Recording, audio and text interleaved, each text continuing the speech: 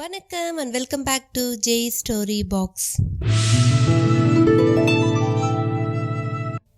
J Story Boxல இன்னைக்கு நம்ம கேட்க போற கதை அரண்மனை குடும்பம் பாகம் 7. கதைக்குள்ள போகிறதுக்கு முன்னாடி என்னுடைய சேனலை நீங்க இதுவரை சப்ஸ்கிரைப் பண்ணலனா சப்ஸ்கிரைப் பண்ணிடுங்க. அப்படியே மறக்காம பக்கத்துல இருக்க அந்த பெல் ஐகானை பிரஸ் பண்ணுங்க. அப்பதான் நான் சொல்ற கதைகள் எல்லாம் உங்கள் காதுகளுக்கு வந்து சேரும். சரி வாங்க நாம கதைக்குள்ள போகலாம். அத்தியாயம் 38. கணவாடிகள் சொல்ல தொடங்கிய அந்த நடந்த கதை கொஞ்சம் அபூர்வமானது. நாகேந்திரநல்லூர் உள்ளிட்ட அந்த பகுதிகள் ஒரு காலத்தில் விஜயநகர பேரரசின் வசம் இருந்தது. இன்றைய கன்னட ராஜ்யத்தில் மைசூரையும் போலூரையும் மையமாக கொண்டு கிருஷ்ண தேவராயர் ஆண்ட காலம். இவரது தளபதிகளில் ஒருவரான கப்பண்ண உடையார் தெற்கே படையோடு வந்து மதுரை சேது நாட்டை வசப்படுத்த பார்த்த மிளைச்சர்களை துரத்தியதெல்லாம் வரலாறு. அதோடு இம்மண்ணின் மதமான சனாதன மதத்தை நிலைநிறுத்தியதும் இவர்களே. அப்படி ஒரு நாளில் நாகேந்திரநல்லூர் உள்ளிட்ட 108 கிராமங்களை தேவராயர் பூதானமாக ஒரு பிராமணருக்கு கொடுத்தார். அவர் ஒரு கிராமத்தை மட்டும் தான் வைத்துக்கொண்டு மற்றவற்றை பட்டயம் போட்டு மற்றவர்களுக்கு கொடுத்து விட்டார். அந்த வகையில் அந்த பிராமணர் எடுத்துக்கொண்ட அந்த ஒரு கிராமம்தான் நாகேந்திரநல்லூர். புராண காலத்தில் இந்த ஊரில் நாகவம்சத்தில் தோன்றிய பரம்பரையினர் வாழ்ந்து வந்தனர். அதற்கு தோதாக மண்வாகு நீர்வாகு இங்கே இருந்தது. சிவ தாண்டவத்தின் பொழுது சிவபெருமானின் நாக ஆபரணம் ஒருமுறை நழுவி விழுந்ததும் இம்மண் மேல்தான். இதனால் பூமண்டல நாகலோகம் என்றே இது எல்லோராலும் கருதப்பட்டது. இவ்வூரில் வசித்த ஒரு பிராமணரின் பெண் கருவுற்று பிரசவ வலி கண்டபொழுது மருத்துவச்சி பிரசவம் பார்க்க வந்தாள். பிரசவம் நடக்கவும் அவள் அலறி எடுத்தபடி வெளியே வந்தாளாம். காரணம், பிரசவத்தில் குழந்தைக்கு பதிலாக ஒரு பாம்பு வந்து பிறந்திருந்தது. ஒரு மனித பெண் வயிற்றில் உப உறுப்புகளற்ற ஒரு குழல் தேகமா? மருத்துவச்சி மட்டுமல்ல, ஊரே விதிர்த்து போனது. வந்து பார்த்து அதிசயித்தும் நின்றது. பாம்பு குழந்தையோ சுருண்டு கிடந்து மனித குழந்தை போல முனகி அழுதது. தாயுள்ளம் கேட்கவில்லை. தைரியமாக கையில் எடுத்து பிரசவித்த தாய் தன் முளைப்பாலை அதற்கு கொடுத்தாள். அதுவும் சாப்பிட்டது. தொடங்கிவிட்டது அதன் வாழ்வு. அதன் பின் எல்லோரும் வந்து பார்த்து வியந்தனர். எப்படி நடந்தது இந்த அதிசயம் என்கிற கேள்விக்கு ஒருவருக்கும் விடை தெரியவில்லை. நாட்கள் ஓடின. பாம்பு குழந்தை பாம்பை போலவே நடந்து கொண்டது. ஊர்ந்து திரிந்து இருள் தேடி ஒடுங்கிக் கொண்டது. நாகா என்று தாய் அழைக்கும் பொழுதெல்லாம் எங்கிருந்தாலும் வந்துவிடும். பொதுவில் பாம்புகளுக்கு காது கேட்காது. நுட்பமான பூமி அதிர்வை வைத்தே தன்னை அணுகுபவர்களை உணரும் ஒரு உயிரினம் அது. ஆனால் இந்த பாம்பு குழந்தைக்கு காது கேட்டது கூட விசித்திரம். அடுத்து இதனால் யாருக்கும் உபத்திரவம் இல்லை. நாகேந்திரநல்லூரில் பல வீடுகளில் மலைப்பாம்புகள் இருப்பதால் இது ஒரு பெரிய விஷயமாகவும் ஆகவில்லை. காலமும் உருண்டு ஒரு வருடமாகிவிட்டது. அந்த பிராமண பெண் ஒரு திருமண பொருட்டு குழந்தை பாம்பை வெளியில் அழைத்து செல்வது இயலாது. எனவே வீட்டோடு இருந்த 90 வயதான தன் விதவை பாட்டியிடம் குழந்தையை பார்த்துக்கொள்ள சொல்லிவிட்டு ஒரே நாளில் திரும்பி வந்துவிடுவதாகவும் கூறிவிட்டு சென்றாள் அந்த தாய். பாம்பு குழந்தையின் உணவு 3 வேளை பால். வீட்டுக்குள் தரையோடு தரையாக ஆட்டுக்கள் புதைக்கப்பட்டிருந்தது. அதன் குழியில் பாலை காய்ச்சி விட்டுவிட்டால் பாம்பு குழந்தை அதை வந்து நக்கி குடித்துவிட்டு சென்றுவிடும். விதவை பாட்டியிடம் தவறாது பாலை காய்ச்சி விட சொல்லிவிட்டு அந்த பெண் சென்று விட்டாள்.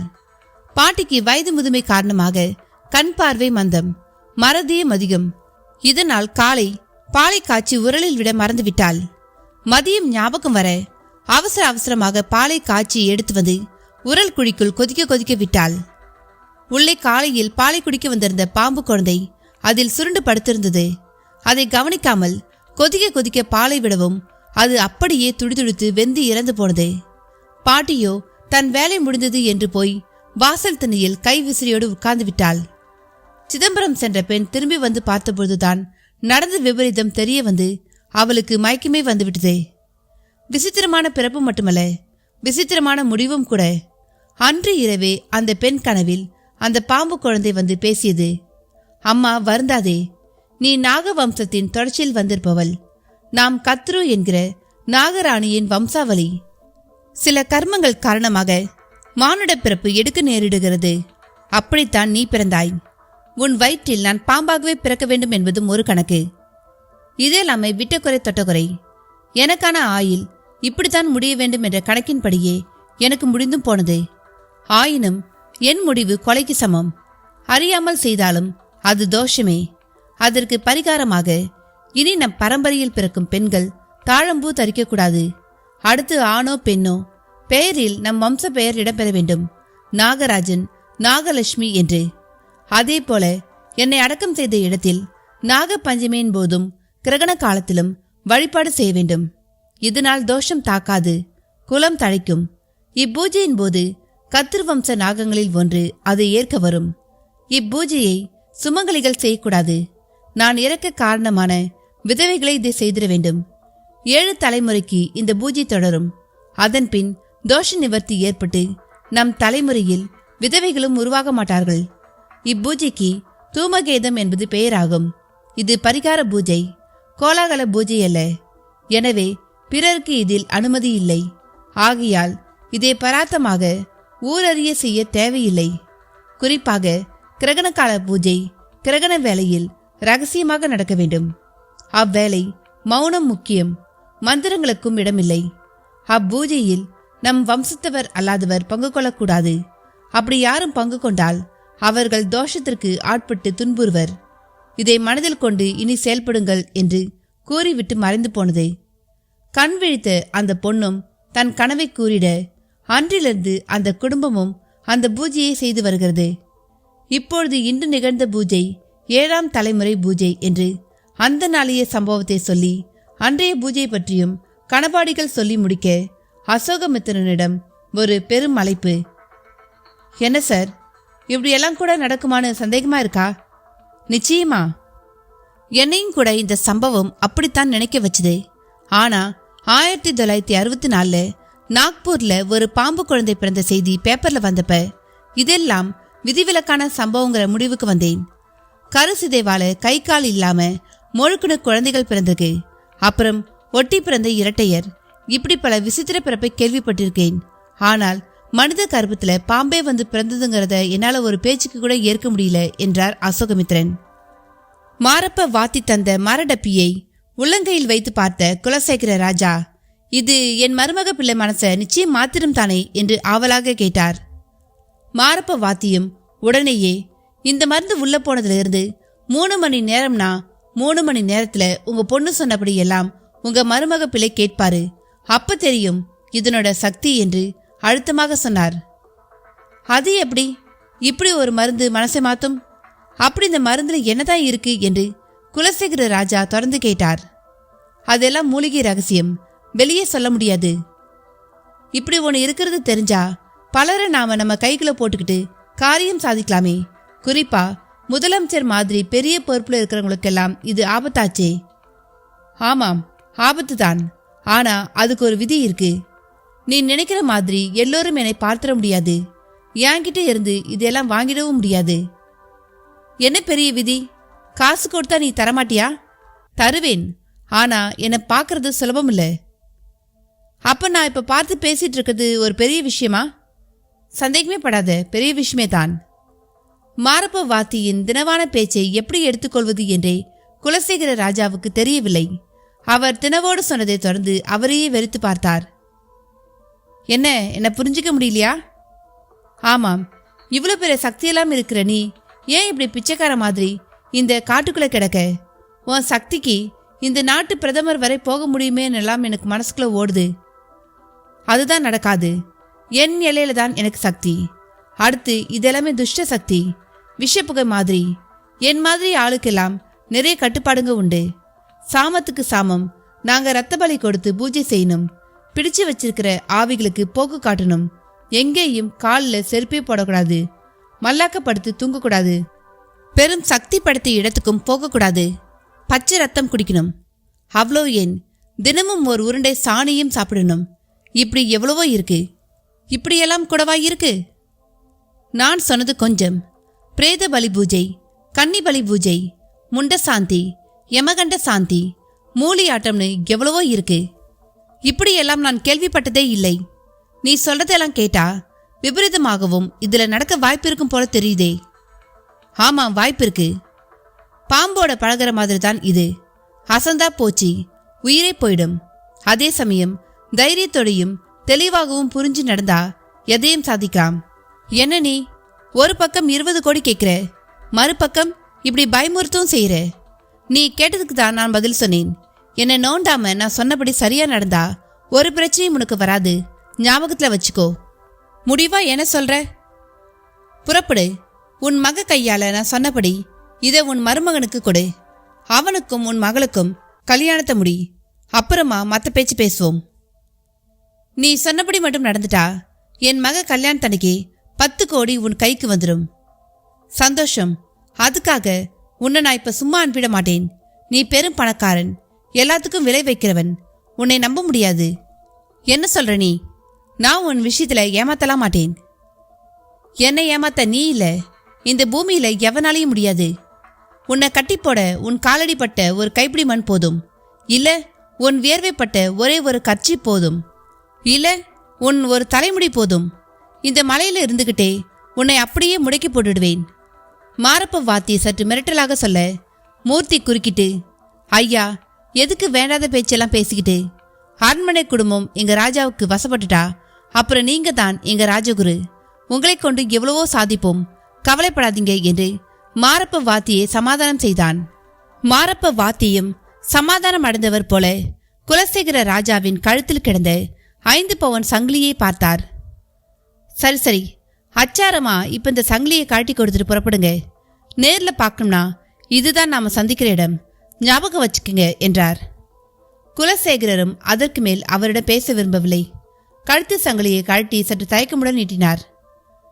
பல கோடியை அடைய போற ஒரு 5 பவுனுக்கு யோசிக்கிறியே, உனக்கு ஆனாலும் சின்ன மனசியா என்றபடியே அதை வாங்கி வேகமாய் தன் கழுத்தில் அணிந்து கொண்டார்.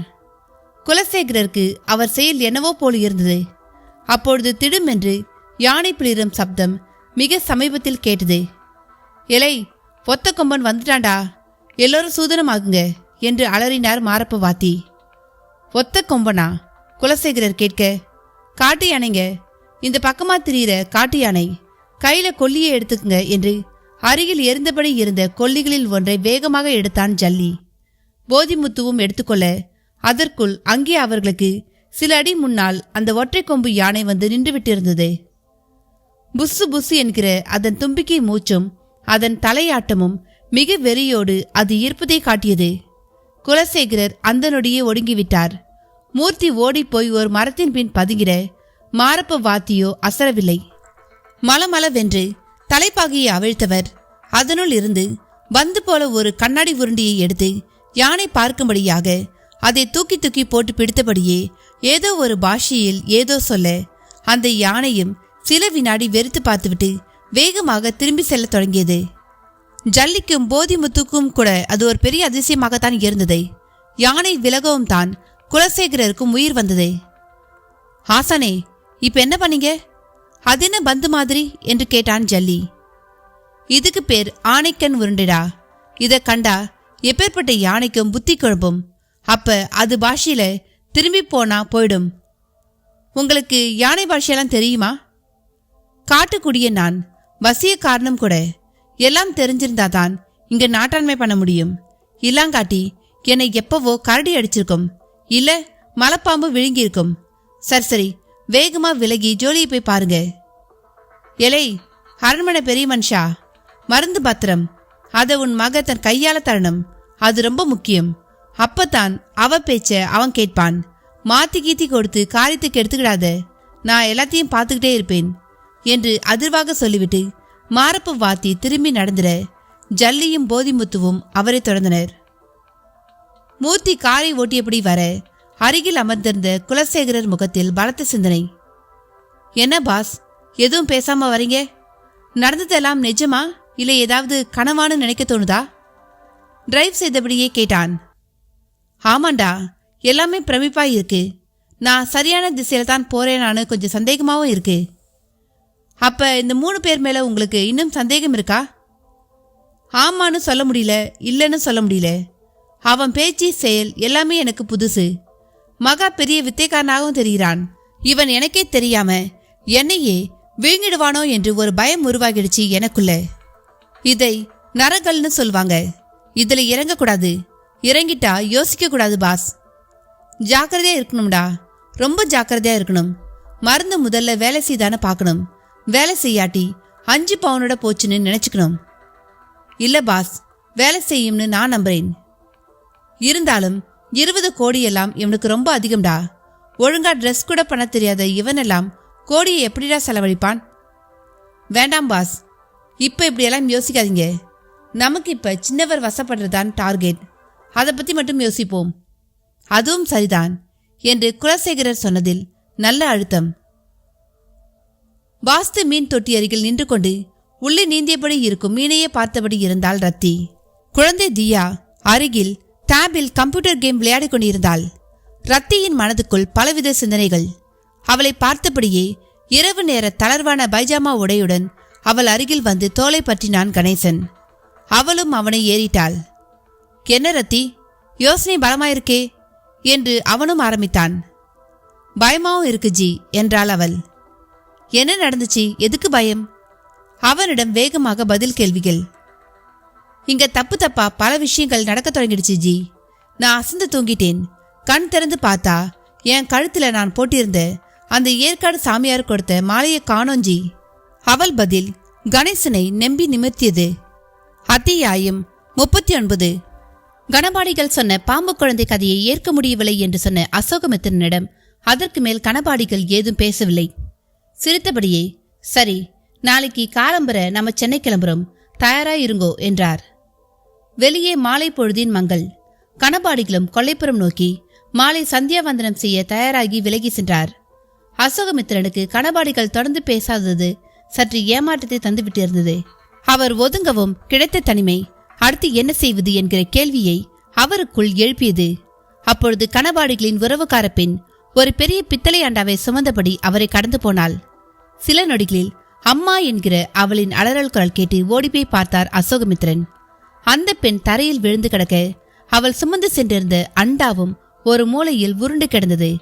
அசோகமித்திரன் வேகமாக சென்று அந்த பெண்ணுக்கு உதவவும் அவளும் முழங்கியபடியே எழுந்திருந்து நின்றாள். நின்றபடியே, மேல அட்டாணியில உருளிப்பானை இருக்கு, அது எடுக்க அண்டாவை கவுத்து வச்சு மேல ஏற பார்த்தேன். அண்டா பேலன்ஸ் இல்லாம கவுந்து என்னையும் குப்புற தள்ளிடுச்சு என்றாள். ஓ, உங்களுக்கு இப்ப உருளிப்பானை வேணுமா? ஆமாம், நவராத்திரி வரப்போறது இல்லையா? உருளிப்பானையில ஜலமிட்டு அள்ளிப்பூவை போட்டு வச்சா குளத்துல பூக்கிற மாதிரியே பூத்து அழகாயிருக்கும். அதை அப்படியே கொலுவுக்கு முன்னால் வச்சிடுவோம். நோ ப்ராப்ளம், நான் எடுத்து தரட்டுமா? ஐயோ வேண்டாம், உங்களுக்கு எதுக்கு சிரமம்? ஒரு சிரமம் இல்ல, நகருங்க. வேண்டாம், மௌலி மாமா பார்த்தா என்னதான் திட்டுவார். நீங்க எங்க அதிதி, உங்களை சிரமப்படுத்தினா அது பெரிய பாவம். இது சிரமம் இல்ல, பரஸ்பர உதவி என்றபடியே அசோகமித்திரன் அண்டாவை கவிழ்த்து போட்டு அதன் மேல் ஏறி மேலே அட்டாணியை பார்த்தபொழுது வெறும் இருட்டாக இருந்தது. நிறைய பாத்திரங்கள், மரப்பெட்டிகள், குழந்தையின் நடைவண்டி என்று என்னவெல்லாமோ கரும்பிம்பங்களாக கண்ணில் பட்டன. இதுல உருளி பாத்திரம் எங்க இருக்குன்னு தெரியலையே. அசோகமித்திரன் சொன்னதும் அந்த பெண் ஓடிப்போய் டார்ச் லைட்டை எடுத்து வந்து தந்தாள். அடுத்த நொடி அட்டாணை ஒளிர்ந்து உருளிப்பானை உள்ளடக்கமாய் மூலையில் கிடந்தது தெரிந்தது. உள்ளே இருக்கு என்றவர் அப்படியே எகிரி ஏறி அட்டாணை மேல் அமர்ந்து குனிந்து உள்பக்கம் நகர்ந்து அந்த உருளிப்பானையை எடுத்துக்கொண்டு திரும்பி மேலிருந்தபடியே தூக்கி கீழே கொடுக்க, அந்த பெண்ணும் இரு கைகளை உயர தூக்கி அதை வாங்கி கொண்ட பொழுது அவர் முகத்தில் ஒரு அசாதாரண மாற்றம். தன்னையும் மீறி ஆ என்று கத்திக்கொண்டு அப்படியே மேலிருந்து கீழே விழுந்தார்.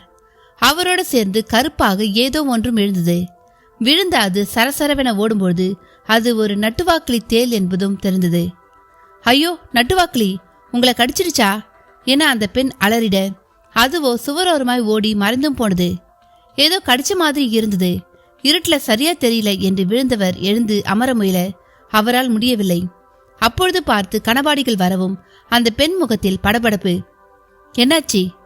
தேல் கடிச்சிருச்சு பெரியப்பா. இவர் எங்க இங்க வந்தார்? இல்ல, நான் அட்டாணியில ஏற போனேன், விழுந்துட்டேன். சப்தம் கேட்டு வந்து இவர் ஏறி இப்படி ஆயிடுது. அறிவிருக்கா உனக்கு? என்ன அசோகமித்திரன், உங்களுக்கு எதுக்கு இந்த கஷ்டமெல்லாம்? ஐயா, இப்ப பேச நேரம் இல்ல. என் உடம்பு விறுவிறுன்னு இருக்கு. தொடையில தேல் கடிச்சிருக்கு. உடனே டாக்டரை பார்க்கணும் நான். அசோகமித்திரன் பதைத்திர அவரை தொட்டு தூக்கி வந்து கட்டிலில் கிடத்தி தொடையை பார்த்தபொழுது தேலின் கொடுக்கு ஒரு துளி ஒட்டியிருக்கும் நிலையில் தொடைப்பகுதியில் ஒரு கருப்பு புள்ளி தெரிந்தது. ஈஸ்வரா என்று முனகியபடியே கணபாடிகள் வெளியே ஓடினார். தாங்கள் வந்திருந்த கார் வெளியே ஒரு வாதாமர நிழலில் நின்றபடி இருந்தது. டிரைவர் பின் சீட்டில் மல்லாந்திருந்தான். அவனை தட்டி எழுப்பி வந்து அசோகமித்திரனை நெருங்கிய பொழுது அவரிடம் அடர்வான மயக்கம். வைத்தியர் ஞானமணி தேசிகர் கையை கழுவிக்கொண்டே வந்தவராய் கணபாடிகள் அருகில் வந்து அமர்ந்தார். என்னாச்சு வைத்தியரே, உயிருக்கு ஆபத்தில்லையே? 3 மணி நேரம் செல்லும். இப்பொழுதைக்கு உயிர் 9 துவாரத்துல காதுக்குள்ள வந்து நின்றுட்டு இருக்கு. என்கிட்ட வந்துருதால தப்பிச்சிட்டாரு. அது போதும் ஈஸ்வரா. நான் தான் முந்தியே சொன்னனே உசுருக்கு கண்டம் இருக்குன்னு. இப்ப அது நீங்கிடுச்சு. ஆனா ஒரு 4 நாள் மருந்து சாப்பிடணும். அப்ப நாளைக்கு நாங்க திரும்ப முடியாதா? முடியவே முடியாது. நான் போய் இங்கிலீஷ் வைத்தியம் பார்த்துக்கிறேன்னு சொன்னா அதனால காது கேட்காம போக வாய்ப்பு அதிகம். தேசிகர் பேச்சு கணபாடிகளை ஒரு அர்த்த சிரிப்பு சிரிக்க வைத்தது. கிரகண பூஜையை பார்த்ததா சொன்னப்பவே நினைச்சேன், சரியா போயிடுச்சு என்று சொல்ல வைத்தது. கணேசன் ரத்தியை அதிர்வு குறையாமல் பார்த்தவனாய், அந்த கருவேல மணி மாலையா என்றும் கேட்டான். ஆமாஞ்சி. அத போய் அது உன் கழுத்துல இருந்து யார் திருடுவா? திருடாது என்ன தங்கமா வைரமா? இல்ல இந்த பங்களாவில் இருக்கிறவங்க தான் பஞ்ச பரதேசிகளா? எனக்கு புரியலையே என்றும் கேட்டான். இல்ல ஜி, அதை பத்தி மஞ்சி என்கிட்ட ரொம்பவே கேட்டா.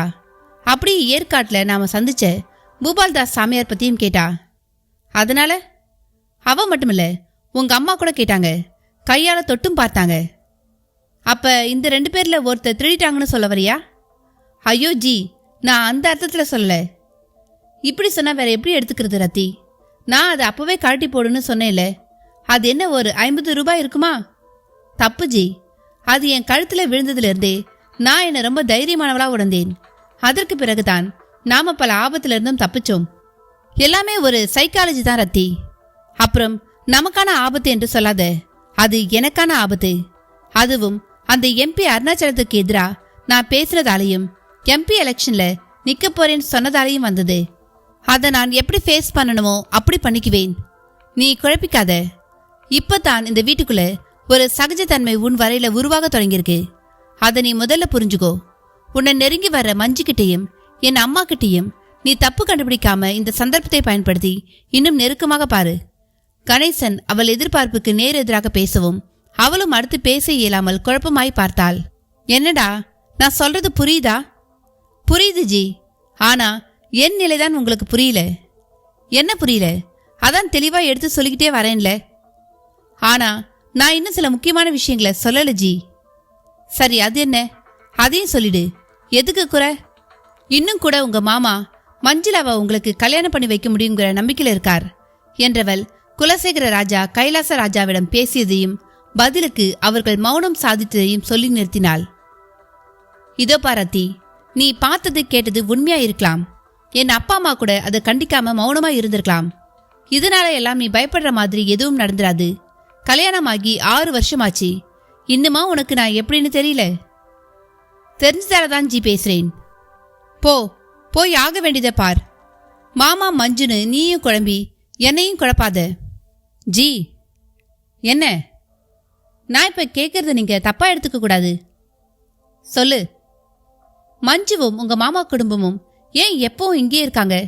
அவங்களுக்கு தான் பங்களா தோட்டம்னு எல்லாம் இருக்கே என்றும் கேட்டிராத ஒரு கேள்வியை ரத்தி அப்பொழுது கேட்கவும் கணேசன் அவளை பதிலுக்கு மிக ஆழமாக பார்த்து முகத்தையும் தன் கையால் துடைத்துக்கொண்டு ஒரு எரிச்சலான உடல் மொழியை காட்டினான்.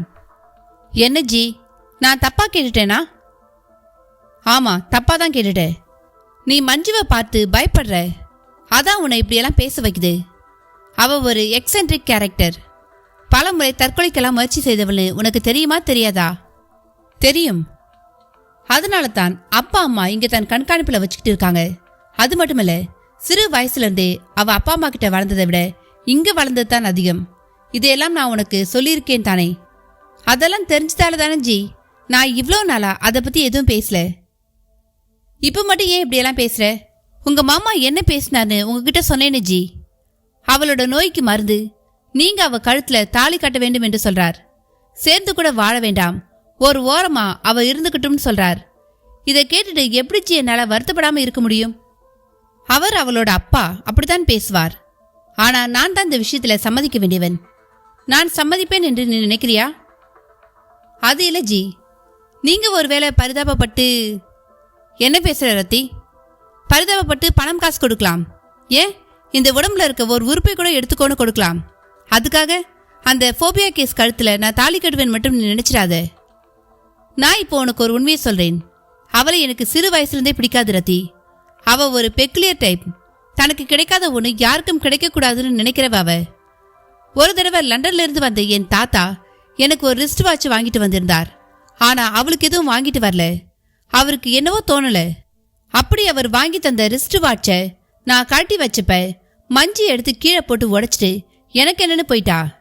ஆனா நான் அதை அவளுக்கு தெரியாம பார்த்துட்டு இருந்தது அவளுக்கு தெரியாது. நான் அப்புறம் அதை பெருசுபடுத்தல, விட்டுட்டேன். அந்த விஷயத்த மட்டுமில்ல, அவளையும் தான். ஒருவேளை அவ ஒரு நார்மல் உமனா இருந்திருந்தா நான் பெரியவங்க விருப்பப்படி அவளை கல்யாணம் பண்ணி இருப்பேனோ என்னவோ. அந்த வாட்சி சம்பவம் என்னை அவ வரையில புரட்டி போட்டுடுச்சு. அதே சமயம் நீதான் எனக்கு மனைவியா வரணும்னு இருக்கும்பொழுது அது எப்படி நடக்க முடியும்? பேச்சோடு அவளை சற்று இழுத்து அணைத்தான் கணேசன். அதை புன்னகையோடு கேம் விளையாடிபடி இருந்த தியாவும் ரசித்தாள். ரத்திக்கும் அவனின் அந்த பேச்சும் அணைப்பும் மிக இதமாக இருந்தது. இருவரும் ஒரு பரவச குழிக்குள் புதைந்து போவது போலவும் இருந்தது. பல வினாடிகள் அந்த அணைப்பிலேயே இருந்தாள். தியா சற்று பொறாமையோடு போய் அவர்கள் காலடியில் நிற்கவும் கணேசனும் அவளை வேகமாக தூக்கி தோள் மேல் போட்டுக்கொண்டான். அருகில் இருந்த செல்போனில் அப்பொழுது மெசேஜ் வந்த சப்தம். அதை உணரவும் 1 செகண்ட் என்றவன் செல்போனை எடுத்து அப்படியே அணைத்த நிலையில் ஒரு செல்ஃபிக்கு முயன்றான். மிக அழகாய் அந்த புகைப்படம் திரையில் தோன்றி சிரித்தது. இது எனக்கு ஃபார்வர்ட் பண்ணிடுங்க ஜி, நான் அதை எப்பவும் பார்த்துக்கிட்டே இருப்பேன் என்று ரத்தியும் மனம் லேசான நிலையில் சொன்னாள். அனுப்பிட்டா போச்சு, போய் தைரியமா சந்தோஷமா இரு. யார் என்ன பேசினாலும் கவலைப்படாத.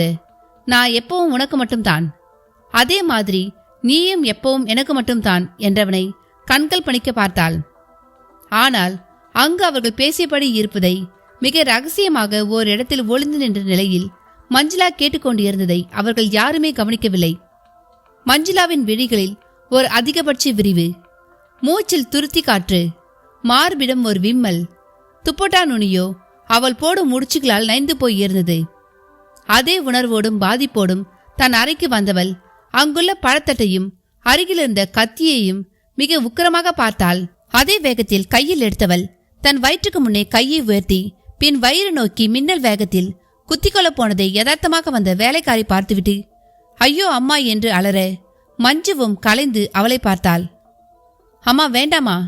அவள் ஓடி வந்து கத்தியை பிடுங்க முயல சப்தம் மற்றவர்களையும் அங்கு வரவழைத்து விட்டது. அதில் கைலாச ராஜாவும் கஸ்தூரியும் கூட அடக்கம். அவர்கள் இருவர் முகங்களிலும் பலத்த அதிர்ச்சி. கணேசனும் ரத்தியும் கூட வந்திருந்து மஞ்சு தலைகுனிந்து பெருமுச்சோடு நிற்பதை பார்த்தபடி இருந்தனர். மிக சரியாக மஞ்சுவின் அப்பாவான குலசேகர ராஜாவும் மூர்த்தியும் கூட அப்பொழுது தான் பங்களாவுக்குள் நுழைந்து கொண்டிருந்தனர். சற்று தள்ளி ஒரு பிளைவுட் பலகையை தூக்கி கொண்டு டெக்கரேஷன் வேலை பார்த்தபடி இருந்த பீட்டர் என்பவன் மெல்ல ஒதுங்கி சென்று அவனது முதலாளியான வின்சென்ட் என்பவனுக்கு போன் செய்து பேசத் தொடங்கினான். அண்ணே, இப்ப இங்க ஒரு சூசைட் அட்டெம்ப்ட். குலசேகர ராஜா பொண்ணு மஞ்சு கத்தியால குத்திட்டு சாக பார்த்துச்சு. வேலைக்காரி பார்க்கவும் தப்பிச்சிடுச்சு. எல்லோரும் கூட்டமா கூடி என்ன ஏதுன்னு கேட்டுட்டு இருக்காங்க. குலசேகர ராஜாவும் அந்த அல்லக்கை மூர்த்தியும் நேத்து நாங்க வேலை முடிஞ்சு போனப்ப வெளியே போனவங்க இப்பதான் வராங்க. ஒன்னும் புரியலனே. இப்படி சொல்றதுக்காக நான் அனுப்பியிருக்கேன். கவனமாய் இருந்து காரணத்தை கண்டுபிடி. அரண்மனை குடும்பத்துல பெருசா ஏதோ ஒன்று ஓடிக்கிட்டு இருக்கு. அப்படியே கணேசன் சார் மேலையும் ஒரு பார்வை எப்பவும் இருக்கட்டும். சரின என்ற பீட்டர் திரும்பி வந்து வேலை செய்வது போல் நடித்துக்கொண்டே பார்த்தபொழுது அறை தாழிடப்பட்டு எல்லோரும் உள்ளிருந்தனர். பீட்டர் முகத்தில் சற்று ஏமாற்றம். அப்பொழுது படார் என்று அறை கதவு திறந்து கொண்ட நிலையில் ஆவேசமாக வெளிப்பட்ட கணேசன் அதே வேகத்தில் வெளியே போர்டிகோவில் நிற்கும் தன் கார் நோக்கி வேகமாக நடந்தான். அத்தியாயம் 40. கிரகண பூஜையை அசோகமித்திரன் பார்த்ததாக கனபாடிகள் சொன்ன மறுநொடி அதிர்ந்து கனபாடிகளை பார்த்தார் வைத்தியர் ஞானமணி தேசிகர். என்ன பார்க்கிறேன்? இல்ல, கிரகண பூஜை பத்தி இவருக்கு எப்படி தெரியும்? நீங்க சொன்னீங்களா? நான் சொல்லல. அவரா கிரகண சமயத்துல வெளியே போனப்ப தற்செயலா பார்த்திருக்கார். ஐயோ, அந்த சமயத்துல வெளியில் நடமாடினாரா? ஆமாம், கிரகணத்தின் பொழுது வீட்டுக்குள்ள அடங்கி இருக்கிறத அவர் மூட நம்பிக்கையா நினைக்கிறார். சுருக்கமா சொன்னா கண்ணால பார்க்க முடியணும், இல்ல கருத்தால் பளிச்சுன்னு உணர முடியணும். அப்படி இல்லாத எல்லாமே மூட நம்பிக்கைங்கிற இடதுசாரி சிந்தனையாளராகத்தான் அவர் எனக்கு தெரிகிறார். நீங்க நேர் எதிரானவராச்சே, எப்படி இவர் கூட உங்களால சகஜமா பழக முடியுது? அடிப்படையில ஒரு நேர்மை அவர்கிட்ட இருக்கு. இலக்கிய உலகத்துல அவருக்கு நல்ல பேரும் இருக்கு. பரஸ்பரம் பழக இது போராதா தேசிகரே? அது சரி, இங்க வந்து அவர் எதையாவது உணர்ந்தாரா? நம்ம கோவில்ல கிரகண வேலையில நாகம் வந்து பூஜை செய்கிற விஷயம்தான் அவர் இங்க வரவே காரணம். ஆனா அது நடக்கல. பதிலுக்கு கிரகண பூஜையை பாக்குற வாய்ப்பு அவருக்கு கிடைச்சது. அதோடு மண்ணாங்கட்டி சித்தரோட தரிசனமும் கிடைச்சிருக்கு. அவர் கூட பேசியிருக்கார். நம்ம நாடு ஜோசியர் சொன்ன மாதிரி நாடிப்படி உயிருக்கு கண்டம் வந்து அது நீங்கியும் போச்சு. இனி அவருக்கு என்ன நடக்கும், அவர் எப்படி நடந்துப்பார்னு நாம பார்த்துதான் தெரிஞ்சுக்கணும். கணபாடிகளின் விளக்கம் ஞானமணி தேசிகரை மௌனமாய் நெடுநேரம் சிந்திக்க வைத்தது. இன்னும் என்ன சிந்தனை? ஆமா, இவரோட நோக்கம்தான் என்ன? உங்களை இவரோட பார்க்க வந்தப்பவே சொன்னேனே, எவ்வளவு ஜீவராசிகள் இருக்க, பாம்புகளை மட்டும் ஏன் எல்லா தெய்வங்களும் தங்களோட வச்சுட்டு இருக்கு? நாமளும் பயபக்தியோட அது ஏன் வணங்குறோம்? இதுதான் அவர் ஆராய்ச்சியோட அடிநாதம். இவருக்கு கடவுள் நம்பிக்கை இருக்கா? இருக்கிற மாதிரி எனக்கு தெரியல. அதே சமயம் கடுமையான ஒரு நாத்திகனாவும் என்னால இவரை பார்க்க முடியல. ஜாதகத்துல கேது நீசமாகி பூர்வ புண்ணியஸ்தானமும் பலவீனமா இருக்கணும். இப்படி ஒரு அமைப்பு இருந்தாதான் இவங்க இப்படியெல்லாம் நடந்துப்பாங்க. நாடில தான் எல்லாம் இருக்குமே வைத்தியரே. அப்படின்னா நம்ம நாடு ஜோதிடர் கற்பக விநாயகத்தை பார்த்து அவர்கிட்ட தான் நீங்க கேட்கணும். அவர் சொன்னபடியே எல்லாம் நடந்திருக்கு. அதனால இவரே அவரை சந்திக்க ஆசைப்படுவார்னு நான் நம்புறேன். கணபாடிகள் சொல்லும்பொழுது படுத்திருந்த நிலையிலிருந்து எழுந்திருந்தவராக அசோகமித்திரன் அந்த மருத்துவமனையின் வெளியிலுள்ள மரத்தடிக்கு வந்து நின்றார். ஒரு பெரும் புங்கை மரத்தின் நிழலில் இப்பொழுது அவர்கள் 3 பேரும் இருந்தனர். வாங்கோ, இப்ப எப்படி இருக்கு கேட்டார் கணபாடிகள். கொஞ்சம் சோர்வாய் இருக்கு, மற்றபடி பெருசா ஒண்ணுமில்ல. உங்களை பத்தி தான் பேசிட்டு இருக்கோம். நாம நாளைக்கு சென்னை திரும்ப முடியாது. 4 நாள் இங்க இருந்து நீங்க வைத்தியம் பார்த்துக்கணுமாம், வைத்தியர் சொல்லிட்டார். அப்படியா என்கிற வியப்போடு அசோகமித்திரனும் வைத்தியர் ஞானமணி தேசிகரை பார்த்தார். ஆமாங்க, விஷக்கடி வைத்தியம் கொஞ்சம் பத்தியமானது, நுட்பமானதும் கூட. 4 நாள் தினமும் வந்துட்டு போங்க. அப்புறம் நான் கொடுத்த மருந்தை சாப்பிட்றீங்களா? சாப்பிட்றேன். பெரிய மாற்றத்தையும் உணர்கிறேன். முன்ன சிறுநீர் கழிக்கல ஒரு சூட்டை உணர்வேன். இப்ப அப்படி இல்லை. நல்ல மாற்றம். மருந்து நல்லா வேலை செய்யுதுன்னு அர்த்தம். ஆமா, உங்களுக்கு ரொம்ப நன்றி. இப்ப என் உயிரை வேற காப்பாத்திருக்கீங்க. உங்களுக்கு ஆயுசு கெட்டி, அதான் கண்டம் கடந்திருக்கீங்க. 1 மணி நேரம் தாமதமா வந்திருந்தாலும் உங்களை காப்பாத்திருக்க முடியாது. அப்படியே பழிச்சிருந்தாலும் காது கேட்காம போயிருக்கும். கெட்டதிலையும் ஒரு நல்லதுன்னு சொல்வாங்களே, அது இதுதான். வைத்தியர் சொல்லி சிரித்தார். இங்க நடக்கிற எல்லாமே என் வரையில விசித்திரமான அனுபவங்கள் தான். நான் நினைச்ச மாதிரியோ இல்லை இயல்பாவோ ஒரு விஷயம் கூட நடக்கல. ஒரு பக்கம் ஆச்சரியம், இன்னொரு பக்கம் குழப்பத்துல நான் இருக்கேன். எங்க நாடு ஜோசியரை பாருங்க, உங்களை அக்கு வேறா ஆணி வேறா பிரிச்சு போட்டுடுவாரு. குழம்புறது நல்லதுதான், அப்பதான் துல்லியமா தெரிய முடியும். வைத்தியர் பதிலுக்குள் ஊசியும் இருந்தது, உண்மையும் இருந்தது. சரி, அப்ப நான் இப்ப போயிட்டு நாளைக்கு வரேன் என்ற அசோகமித்திரன். ஐயா, இந்த 4 நாளும் நான் உங்க வீட்டில் தான் தங்கணும். என்னால உங்களுக்கு சிரமம் என்று கணபாடிகளே பார்த்தார். அப்படியெல்லாம் இல்ல, எனக்குள்ளேயும் இப்ப ஒரு சுவாரஸ்யம் உருவாயிருக்கு. உங்க மூலம் பல புதிய விஷயங்களை நான் தெரிஞ்சுக்க போறேன்னு நினைக்கிறேன். சுருக்கமா சொல்லப்போனா, இந்த நிமிஷத்துல இருந்து கழிய போற 4 நாட்களும் உங்க வாழ்க்கையில மட்டுமல்ல, என் வாழ்க்கையிலையும் முக்கியமான நாட்கள்னு நான் நம்புறேன். சர்ப்பங்கள் பற்றிய பல புதிய செய்திகளையும் நுட்பங்களையும் நாம் நிச்சயம் தெரிஞ்சுக்க போறோம்னு நான் நம்புறேன் என்றார் கணபாடிகள். அசோகமித்திரனிடம் அதற்கு எந்த மறுப்பும் இல்லை. அப்படியே யதார்த்தமாய் வெளியே தெருவை பார்த்தபொழுது அசோகமித்திரனே பார்த்தபடி தெருவே கடந்து கொண்டிருந்தார். தென்னந்தொப்பில் அன்று அதிகாலையில் அசோகமித்திரன் சந்தித்த அந்த மண்ணாங்கட்டி சித்தர். ஆவேசமாய் வெளிப்பட்ட கணேசன் வெளியே நின்று கொண்டிருந்த அவனது காரில் ஏறிக்கொண்டு காரையே மிக வேகமாக கிளப்பிக் கொண்டு போவதில் ஒரு கோபமும் ஆத்திரமும் தெரிந்தது. அதே வேகத்தில் ரத்தியும் தியாவும் கூட அறைக்குள்ளிருந்து வெளியேறி தங்கள் அறை நோக்கி செல்வது தெரிந்தது. ரத்தியின் விழிகளில் கண்ணீர். நிதானமாய் கைலாச ராஜாவும் அவர் மனைவி கஸ்தூரியும் வெளியில் வந்து ஹாலில் அமர்ந்தனர். அவர்கள் முகத்தில் வாட்டம். பீட்டர் என்கிற அந்த தச்சு வேலைக்காரன் பார்ப்பது தெரியாமல் பார்த்து கொண்டிருந்தான். உள்ளே அறைக்குள் தலை குனிந்த நிலையில் பொறுமிக் கொண்டிருந்தாள் மஞ்சுளா. அருகில் குலசேகர ராஜாவும் சுந்தரவலியும் நின்று கொண்டிருக்க, குலசேகர ராஜா மூர்த்தியை பார்வை பார்க்க அவன் புரிந்தது போல் மெல்ல விலகி சென்று அறை கதவை தாழிட்டு விட்டு வந்தான். இப்பொழுது அவர்கள் 4 பேர் மட்டுமே அந்த அறைக்குள். சுந்தரவல்லி விழிகளில் கூட கலக்கம். என்னங்க இவ எப்பப்பா நம்மளை இப்படியே பயமுறுத்துறா? இன்னைக்கு எல்லாம் கேட்டு கணேசனும் வெட்டு ஒன்று துண்டு ரெண்டுன்னு பேசிட்டு கோபமா போயிட்டான். இனி என்னங்க பண்ண போறோம்? சன்னமான விஸ்மலுடன் கேட்டாள். இனிமேதான் சுந்தரம் எல்லாமே இருக்கு என்று தெம்பாக பார்த்தார் குலசேகரர். என்ன சொல்றீங்க? வெளிப்படையா என் பொண்ணு கழுத்துல ஒரு தாலியை மட்டும் கட்டிடு, அதுதான் இவளுக்கு மருந்துன்னு சொல்லியும் காதுல வாங்கிக்காம இப்படி ஒரு எண்ணம் உங்களுக்கு இருந்தா இந்த வீட்டுல நீங்க இனி ஒரு நிமிஷம் கூட இருக்கக்கூடாது என்று சொல்லி ஆவேசமா கத்திட்டு வெளியே போயிட்டான் அந்த கணேசன். ஆனா நீங்களோ இனிமேதான் எல்லாம் இருக்குன்னு சொல்றீங்களே, எப்படிங்க? சுந்தரவல்லி நடந்து முடிந்தது சொல்லி கேட்ட கேள்வி முன் பதில் எதுவும் கூறாமல் தன் வசம் இருந்த மாரப்பு வாத்தி தந்திருந்த அந்த வசி மருந்து கொண்ட மரக்குப்பியை காட்டினார் குலசேகரர். என்னங்க இது? வசிய குளிகை. ஐயோ, இது என்ன புதுசா? புதுசெல்லாம் இல்ல, காலகாலமா இருக்கதான் சுந்தரம். அவர் அப்படி சொல்லும்பொழுது மஞ்சுளாவும் நிமிர்ந்து அந்த மரக்குப்பியை பார்த்தாள். இதுல இருக்கிற வசிய குலுக்கிய நம்ம மஞ்சு எப்படியாவது தன் கையால கணேசனுக்கு சாப்பிட கொடுத்துடணும். அப்படி கொடுத்துட்டா எல்லா சிக்கலும் நம்ம வரையில தீர்ந்த மாதிரி தான் சுந்தரம். ஏங்க, இதெல்லாம் நீங்க நம்புறீங்களா? அப்ப நீ நம்பலையா? கதையில தான் படிச்சிருக்கேன், ஆனா யாருக்கும் நடந்து பார்த்ததில்ல. இப்ப பார்ப்ப, கணேசன் வரையில கண்டிப்பா பாப்ப. எப்படிங்க அவ்வளவு உறுதியா சொல்றீங்க? அதுலயும் கணேசன் எப்படிப்பட்டவனு உங்களுக்கு நல்லா தெரியும். தெரிஞ்சுதான் சொல்றேன் சுந்தரம். இல்லனா இதுக்கு பல கோடி கொடுக்க நான் ஒத்துக்கிட்டு இருப்பேனா? பல கோடியா?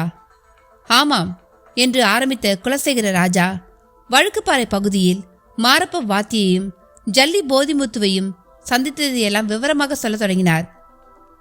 தன் அறைக்குள் சிந்தனையோடு வந்து அமர்ந்து விட்டிருந்த ரத்தி தன் கைபேசியை எடுத்து கணேசனோடு தொடர்பு கொண்டாள். ஜி. சொல்லு ரத்தி, எங்க போயிட்டீங்க? ஆபீஸில் தான் இருக்கேன். எங்களையும் கூட்டிக்கிட்டு போயிருக்கலாம்ல. சாரி, டென்ஷன்ல தோணல. ஏன், நான் வந்ததுக்கு பிறகு உங்ககிட்ட வந்து ஏதாவது பேசினாங்களா? இல்ல ஜி, நானும் விலகி வந்துட்டேன். நான் சொன்னப்ப நீங்க பெருசா எடுத்துக்கல, இப்ப பாத்தீங்களா? விடு, அதான் வெட்டு ஒன்று துண்டு ரெண்டுன்னு என் பதில சொல்லிட்டேன்ல. இருந்தாலும் கொஞ்சம் பயமா இருக்கு ஜி. உங்க அப்பா சும்மா கொஞ்சம் பெரிய மனசு பண்ணுடான்னு உங்ககிட்ட கெஞ்சினதை பாத்தீங்க தானே? அவங்கள விடு, அவங்க அப்படித்தான். நீ வருத்தப்படாத, எல்லாம் போக போக சரியாயிடும். ஜி. என்னடா? நாம தனியா போயிடலாம் ஜி. நீ இதைத்தான் சொல்வேன்னு எனக்கு நல்லா தெரியும். நிரந்தரமா போறத பத்தி அப்புறம் யோசிப்போம். தற்காலிகமா வேணும்னா நீ முன்ன ஆசைப்பட்ட மாதிரி நம்ம ஏற்காடு பங்களாவுக்கே போயிடலாம். அது போதும் ஜி, அது போதும். ஆனா அங்க போயிட்டு நீ அந்த சாமியாரை பார்க்க போறதெல்லாம் கூடாது ஜி. அவர் நல்லவர் ஜி. நம்ம தியாவை நமக்கு மீட்டு கொடுத்தவர். அதோடு அவர் எங்க நாகவம்சத்திலிருந்து வந்தவர். நீ அதெல்லாம் மறக்கலையா ரத்தி? நீ இப்ப அரண்மனை குடும்பத்து மருமக. எங்க அம்மாவுக்கு பிறகு நீதான் ரத்தி எல்லாம்.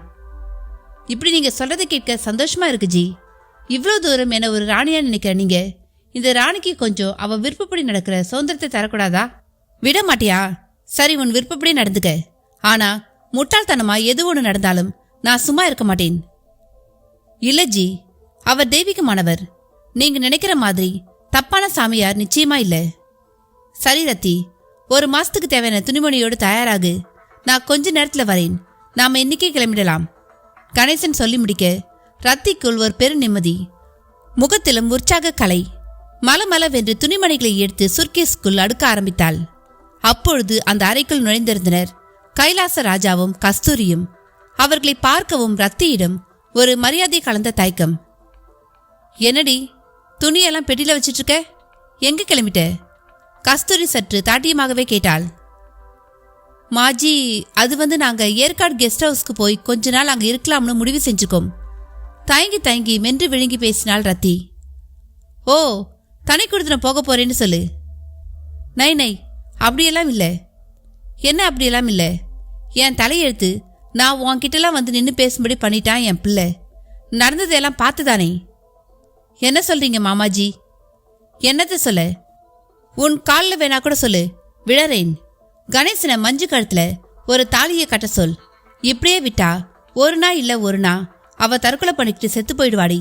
அப்புறம் அது இந்த குடும்பத்துக்கே பெரிய வடுவா மாறிடும்டி. கஸ்தூரி எதற்காக வந்திருக்கிறாள் என்பது ரத்திக்கு புரிந்துவிட்டது. தன் பங்குக்கு கைலாச ராஜாவும் வாயை திறந்தார். இதனால உனக்கு எந்த பாதிப்பும் வராதபடி நான் பாத்துக்கிறேன். இப்பவே கூட எங்க சொத்துல ஒரு பங்கை நாங்க உன் பேர்ல எழுதிடுறோம். இந்த சொத்துக்கும் சுகத்துக்கும் தானே நீ என் மகனை கல்யாணம் செய்துக்கிட்ட. அவர் கேட்ட கேள்வி ஒரு சுத்தியால் அவள் மண்டையில் ஓங்கி அடித்தாற் போல் இருந்தது. மாஜி, நை, நீங்க இப்படியெல்லாம் பேசக்கூடாது. நான் உங்க பையனை காதலிக்கவே இல்லை. அவர் தான் என்னை காதலிச்சார். அப்ப என்ன நடந்ததுன்னெல்லாம் உங்களுக்கு தெரியாது. வேண்டாம், இப்ப அது தெரிஞ்சு என்னவாக போகுது? இவ்வளோ நாள் நாங்க ஏதாவது பேசியிருப்போமா? இப்ப ஏன் பேசுறோம்னு உனக்கு தெரியும் தானே. மஞ்சு கணேசனுக்குனே பிறந்தவ. ஆனா அவனை இடையில பூந்து நீ கொண்டு போயிட்ட. நாங்களும் எங்க மகன் சந்தோஷம்தான் எங்க சந்தோஷம்னு விட்டு கொடுத்துட்டோம். ஆனா அது மஞ்சு வரையில ஒரு மனவியாதியாகி அவளை நோயாளியாகவே ஆக்கும்னு எதிர்பார்க்கலையே. இப்ப என்னடானா அது தற்கொலை வரையில போய் நிக்குது. கஸ்தூரி இப்படியெல்லாம் பேசி ரத்தி பார்த்ததே இல்லை. இதோ பார், கணேசன் வந்தா அவன்கிட்ட சொல்லி மஞ்சு கழுத்துல ஒரு தாலியை கட்டவை. நீ நினைச்சா முடியும். எங்களுக்கு அந்த பொண்ணை கொண்ட பாவம் வந்து சேர வேண்டாம். கைலாச ராஜா தன் பங்குக்கு பேசியதை அறைக்கு வெளியே பார்த்தபடியே கடந்து கொண்டிருந்தாள் மஞ்சு. அவளுக்குள் இப்பொழுது ஒரு புது நம்பிக்கை. ஒருபுறம் கைலாச ராஜாவும் கஸ்தூரியும், மறுபுறம் வசிய குளிகை. ஒரே சமயத்தில் 2 முயற்சிகள். நிச்சயம் இதில் ஒன்று வென்றுவிடும் என்று அவளுக்கு தோன்றிய பொழுது உள்ளே ரத்தி மயங்கி விழுந்திருந்தாள். அதைத் தொடர்ந்து ஒரே பரபரப்பு, படபடப்பு. கணேசனும் போன வேகத்தில் திரும்பியிருந்தான். அவனை பார்க்கவும் எல்லோருமே கப்சிப். கணேசன் ரத்தி முகத்தில் தண்ணீர் தெளித்து பார்த்தான். மெல்ல கண் விழித்தாள். அப்படியே வாந்தியும் எடுக்க தொடங்கினாள்.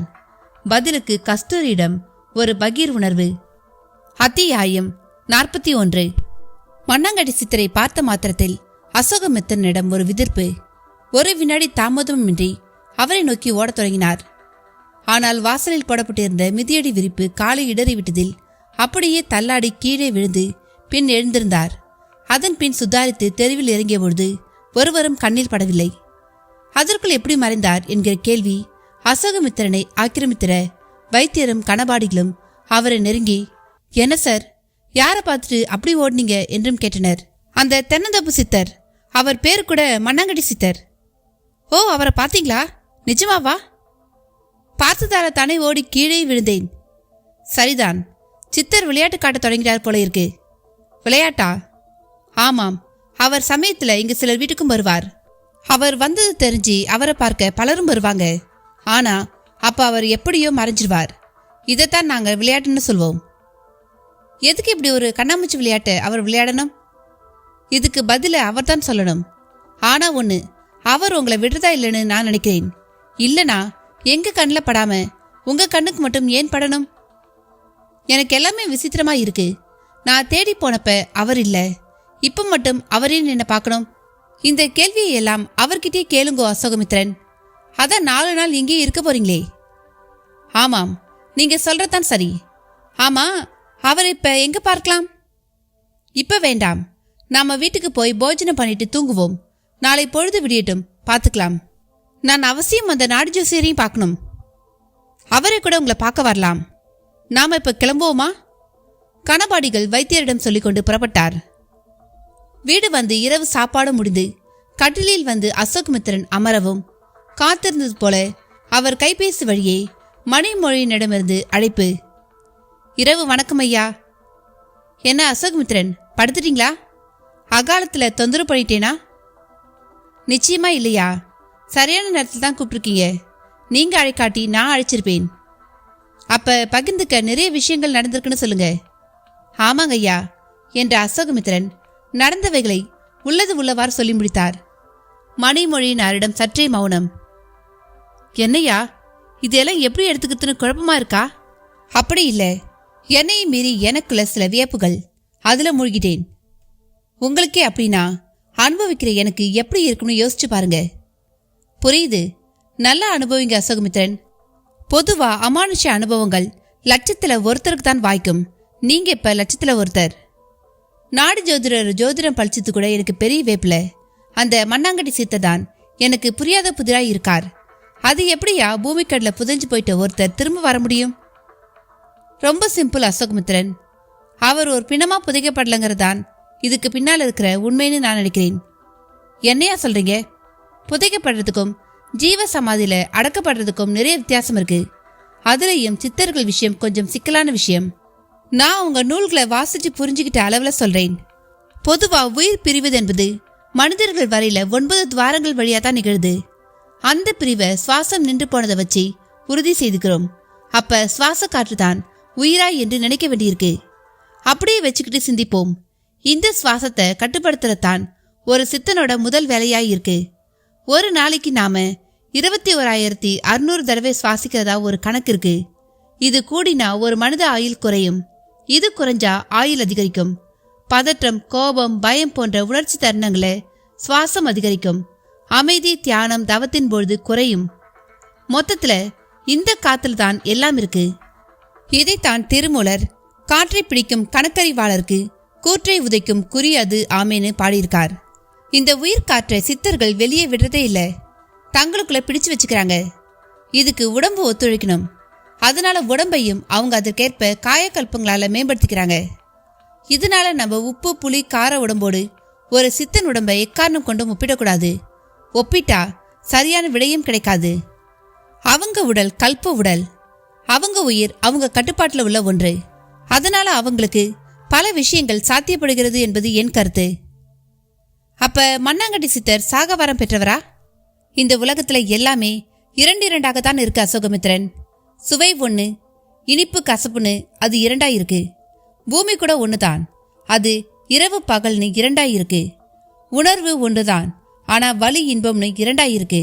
மனித இனம் ஆண் பெண்ணுன்னு 2 இருக்கு. அதே மாதிரி சாவுங்கிற விஷயமும் ஏன் உண்டு இல்லைங்கிற 2 இருக்கக்கூடாது?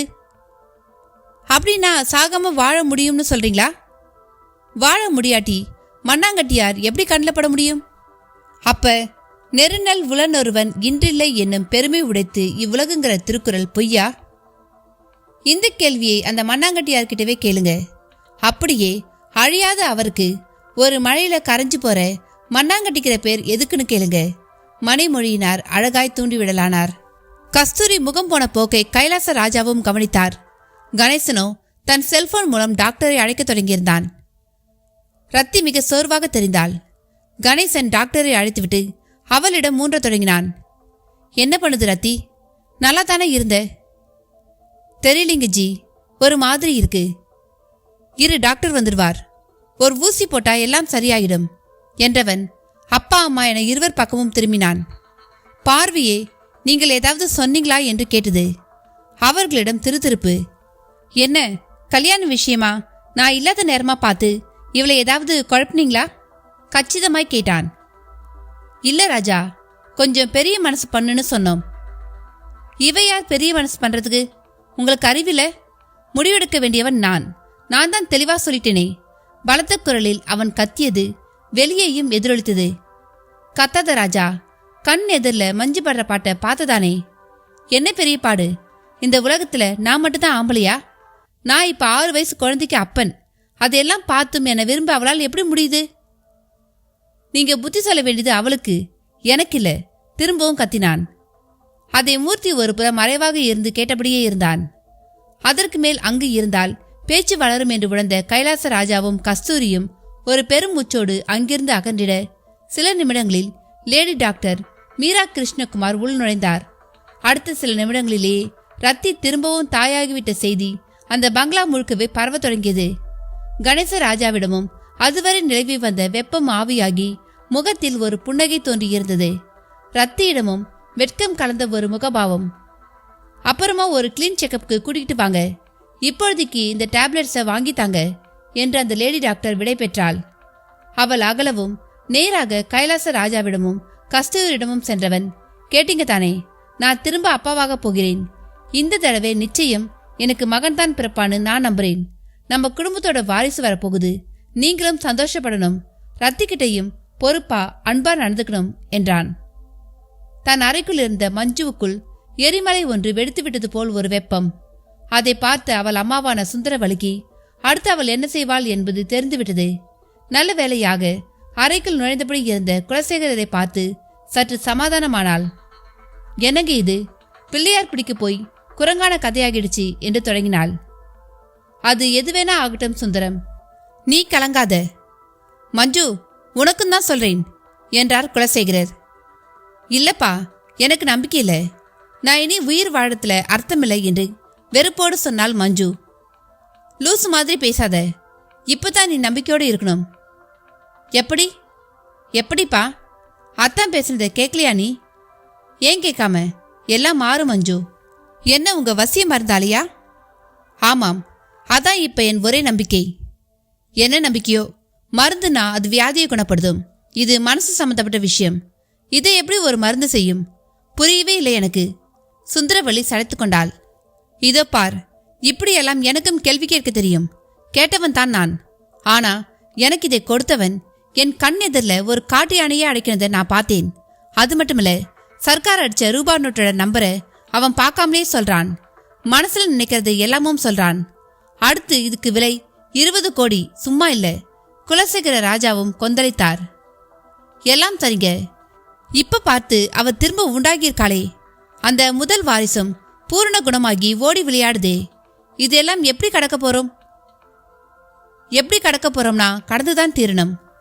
கடந்தாதான் சொத்து, உரிமை, சுகம் எல்லாம். இல்லாட்டி இப்பவே நாம கிளம்பி போய் நம்ம தென்னந்தோப்புல விளையாடுறத தின்னுகிட்டு இருக்கிற வரை இருப்போம். என்ன சொல்ற? தீர்மானமாகவே கேட்கவும் செய்தார் குலசேகர ராஜா. சரிங்க, பொறுத்தது பொறுத்தோம், இதுக்கும் பொறுப்போம். ஆமா, எங்க அந்த மருந்து? சுந்தரவள்ளி கேட்க அந்த மரக்குப்பியை எடுத்து முன்வைத்தார் குலசேகர ராஜா. அதை சுந்தரவள்ளி திறந்து பார்த்தால் உள்ளே மிளகு வடிவில் சில உருண்டைகள். ஏங்க, இதுவா வசிய மருந்து? ஆமாம், பழத்துல வச்சு கொடுத்துடணும். கொடுக்கறது யாருங்கிறது ரொம்ப முக்கியம். யாருங்க கொடுக்கணும்? வேற யாரு? நம்ம மஞ்சுளா தான். அவதானே அவனை கட்டிக்க துடிக்கிறவ. அது சரி, இவளை பார்த்தாலே முகம் சுளிக்கிற கணேசன் எப்படிங்க இவ கையால பழத்தை வாங்கி சாப்பிடுவான்? சாப்பிட்டாகணும். அதை இவளும் சாதிச்சாகணும். எல்லாமே மடிமேல வந்து பொத்துன்னு விழாது. நாம கொஞ்சமாவது கஷ்டப்பட்டாகணும்.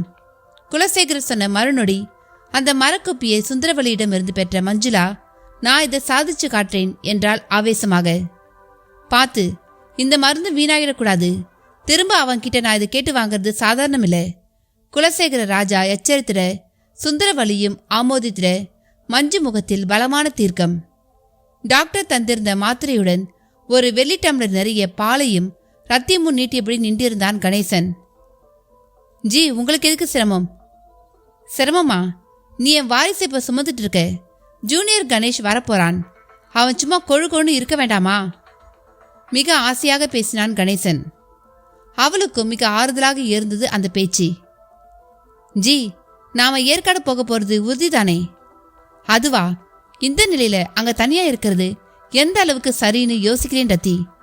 இல்ல ஜி, போயிடலாம் ஜி. இல்ல, உனக்கு கண்காணிப்பு அவசியம். அங்க பங்கஜம் இருக்கா, அவ பாத்துக்குவா ஜி. உனக்கு மட்டும் அப்பா அம்மா இருந்திருந்தா இப்ப நல்லா இருக்கும்ல?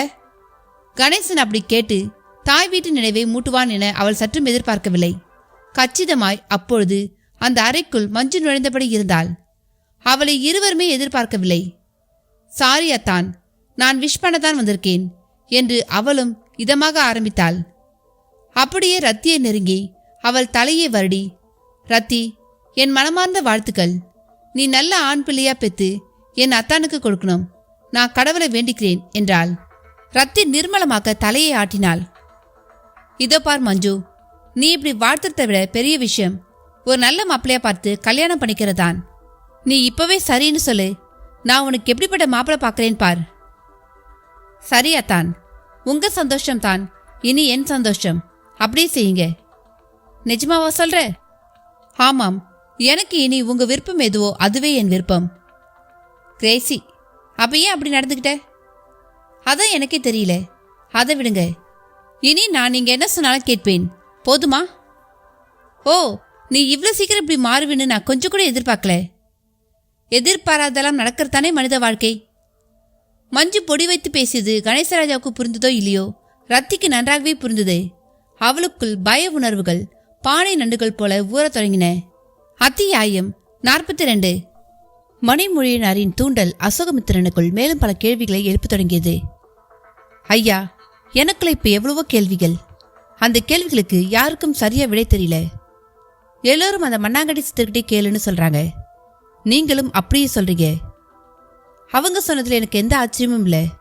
நீங்க சொல்றதான் ஆச்சரியமா இருக்கு. நான் பார்க்க நீங்க ஒரு பெரிய பகுத்தறிவாதி, ஆனா இப்ப எனக்கு நீங்க அப்படி தெரியல.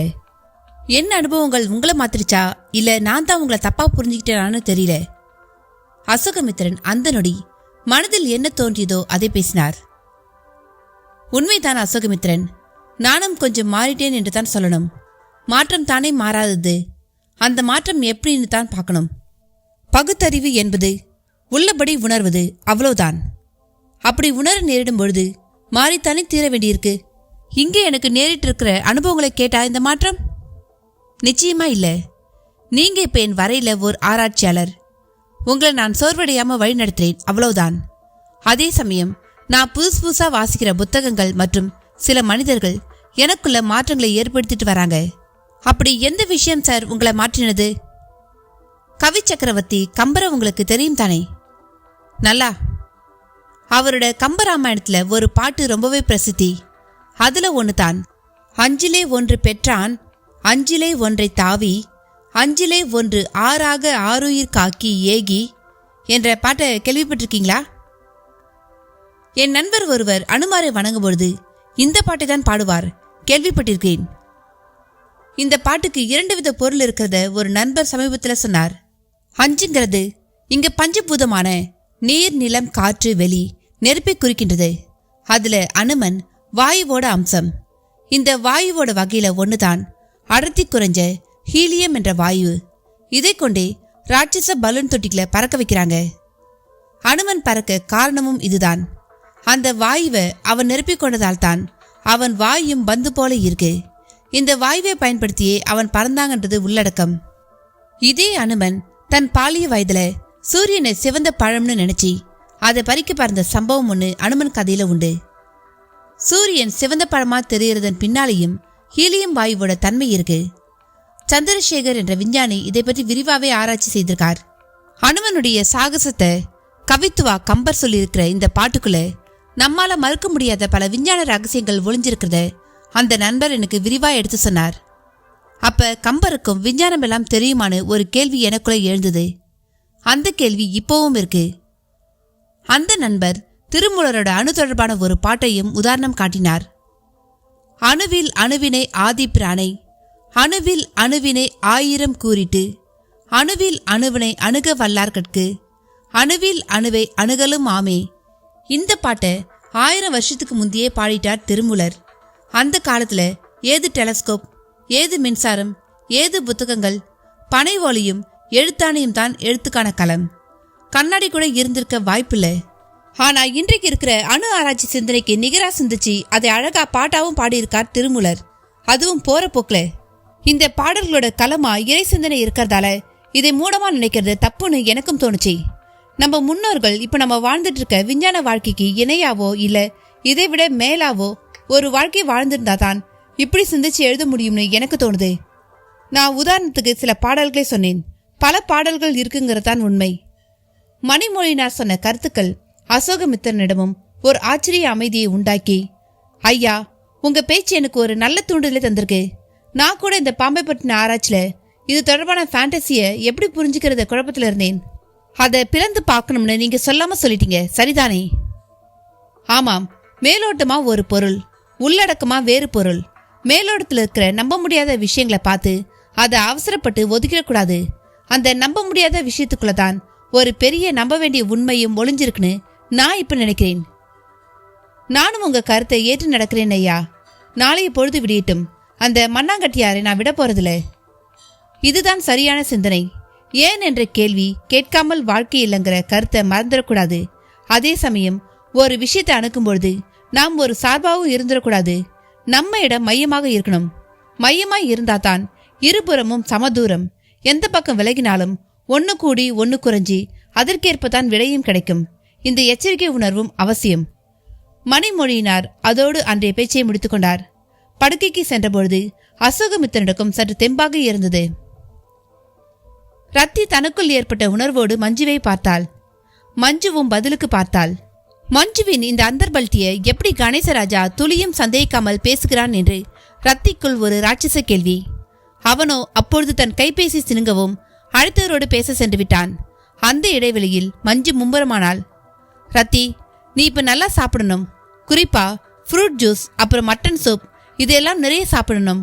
நான் போய் உனக்கு ஜூஸ் எடுத்துட்டு வரேன் என்று அவளை சலனத்தில் விட்டுவிட்டு விலகினாள். கணேசனும் கைபேசியில் பேசிவிட்டு திரும்பி அருகில் வந்தான். ரத்தி கலக்கமாய் ஏறிட்டாள். என்ன ரத்தி, எங்க மஞ்சு? எனக்கு ஜூஸ் கொண்டு வர போயிருக்கா? ஓ, இவ என்ன பெரிய புதிரா இருக்கா? எப்ப எப்படி மாறுவானே தெரியலையே. ஆமாஞ்சி, எனக்கு இப்பதான் ரொம்ப பயமா இருக்கு. ஏன் இப்படி சின்ன விஷயத்துக்கெல்லாம் பயப்படுற? என்ன பார், நான் பயப்படுறேனா? அதான் ஆச்சரியமாவும் இருக்கு. இதுல ஆச்சரியப்பட என்ன இருக்கு? நாம இருக்கிற வரை நம்மளை யாரால என்ன செய்திட முடியும்? சொல் பார்ப்போம். அவன் தோரணமாக கேட்ட விதமே கம்பீரமாக இருந்தது. அப்படி அவன் கேட்டதற்கு என்ன பதில் சொல்வதென்றும் தெரியவில்லை. மலங்க மலங்க பார்த்தாள். என்ன பாக்குற? என்ன சொல்றதுன்னு தெரியல ஜி. அப்புறம் சொல்லு. என் ஃபேமிலி பத்தி பேசுனீங்க, ஆனா அது பாதியில கட் ஆயிடுச்சு. ஆமால, நீ இப்போ உண்டா இருக்கிற விஷயத்த சொல்லி உன் அம்மாவை வர சொல்லட்டுமா? வருவாங்களா ஜி? அதை நான் எப்படி சொல்வேன்? இன்னுமா மனசு மாறாம அவங்க உண்மையில கோபத்தோடு இருப்பாங்க? நம்ம மேலன்னு சொல்லுங்க. சரி, நம்ம மேல. நான் இப்போ உன் அம்மாவுக்கு ஃபோன் பண்ணட்டுமா? வேண்டாம் ஜி, நான் பண்றேன். குட், இப்பவே கூட பேசு. செல்போன் உனக்கு கையில் இருக்கிற வரை யாரும் தூரத்தில் கிடையாது. கமான், இப்பவே பேசு. கணேசராஜாவும் மூக்கப்படுத்தினான். ரத்தியும் தன் கைபேசியை எடுத்து மிக மெல்லமாக எண்களை சீண்டினாள். பல சின்னங்களுக்கு பிறகு ஒரு பெண் குரல் பதிலுக்கு ஒலிக்கத் தொடங்கியது. கோன்? மே ரத்தி. ஓ, நீயா? என்ன அதிசயமா ஃபோன் பண்ணிருக்க? என் அம்மா கிட்ட கொஞ்சம் கொடுங்க தீதி. ஓ, அம்மா கிட்டியா? அவ ஞாபகமெல்லாம் உனக்கு இருக்கா? ஜி, என்னை சங்கடப்படுத்தாதீங்க. அம்மா கிட்ட கொடுங்க. இருந்தால கொடுக்க. என்ன சொல்றீங்க? அவ செத்து 6 மாசமாச்சு. அவ சும்மாவும் சாகல. உன் மாமாவான என் புருஷனுக்கு தனக்கு வந்த கொரோனாவை கொடுத்து கொன்னுட்டா. திதி, என்ன சொல்றீங்க? அம்மா மாமா 2 பேருமே இப்போ உயிரோட இல்லையா? அது நீ 6 மாசம் கழிச்சு கேட்குற பாரு. பெரிய ஆளுடி நீ. ஐயோ, நான் எப்ப கூப்பிட்டாலும் அவங்க பேச விரும்பாதப்ப நான் என்ன செய்ய முடியும்? எப்படி பேசுவா? நீ செஞ்ச காரியம் மட்டும் யோக்கியமா? நாமெல்லாம் எப்படிப்பட்ட குலம்? நீயும் ஒரு மதராசி பின்னால போயிட்ட. நம்ம குல தர்மத்தை மீறிட்டு இப்ப தைரியமா பேசுறியா? தப்புதான். அதுக்காக என்னை இப்படியா ஒதுக்கி வைக்கணும்? இந்த காலத்துல யார் காதலிக்கல? ஓ, இப்போவும் நீ உன் சைகைக்கு நியாயம் கற்பிக்க பாக்குறியா? உண்மையை சொன்னேன் திதி. கொஞ்சம் நான் சொல்றதை கேளுங்க. நான் கல்யாணம் பண்ணிக்கிட்டு வரும் யாரோ இல்ல, பெரிய ராஜ குடும்பம். இதைத்தான் அப்பவே சொன்னியே. நாமளும் நாகவம்சம். இந்த உலகத்துல அபூர்வமான இனம். நம்மளை விடவா அந்த ராஜ குடும்பம் உனக்கு பெருசாயிடுச்சு? நான் ராஜ குடும்பம்னு சொன்னது நான் நல்லா இருக்கேன்னு சொல்றதுக்காக சொன்னேன் திதி. மற்றபடி நான் என் புருஷ மனசை தான் பார்த்தேன். அவரும் என் மனசை தான் பார்த்தார். நாங்க இப்ப நல்லாவும் இருக்கோம். சரி, இப்ப எதுக்கு ஃபோன் பண்ண? அதை நான் சொல்ல ரொம்ப ஆசையா இருந்தேன். ஆனா அம்மா மாமா 2 பேரும் செத்துட்டுதா சொல்லி என்னை கலங்க வச்சிட்டீங்களே. ரத்தி கரகரவென கண்ணீர் சிந்திர அருகில் நின்று கொண்டிருந்த கணேசராஜாவும் அவள் பேசுவதை வைத்தே புரிந்து கொண்ட நிலையில் அவள் போனில் ஸ்பீக்கரை ஆன் செய்தான். கச்சிதமாக கையில் ஜூஸோடு மஞ்சுவும் வந்து நின்றாள். மறுமுனையில் அந்த திதியின் பதில். போதுண்டி, அழுது நடிச்சு பாசாங்கு பண்ணாத. 6 மாசமா இல்லாத பாசம் இப்ப வந்துருச்சா உனக்கு? திதி, வார்த்தையில கொள்ளாதீங்க. நான் இப்ப கர்ப்பமா இருக்கேன். எனக்கு 2வது குழந்தை. இப்பவாது என் அம்மா இருந்தா நல்லா இருக்கும்னு நினைச்சுதான் நான் போன் செய்தேன். ஓ, உனக்கு அப்ப 2 குழந்தையா? நாகவம்சம் தெரிஞ்சு போய் அதுல 2 வாரிசா? இதை என்னால நம்ப முடியலையே. வாங்க வந்து பாருங்க. இதுல நம்ப முடியாம போக என்ன இருக்கு? நம்ம இனம் பத்தி தெரியாமலே பேசுற. நாம நமக்குள்ளதான் கூடணும், சேரணும்.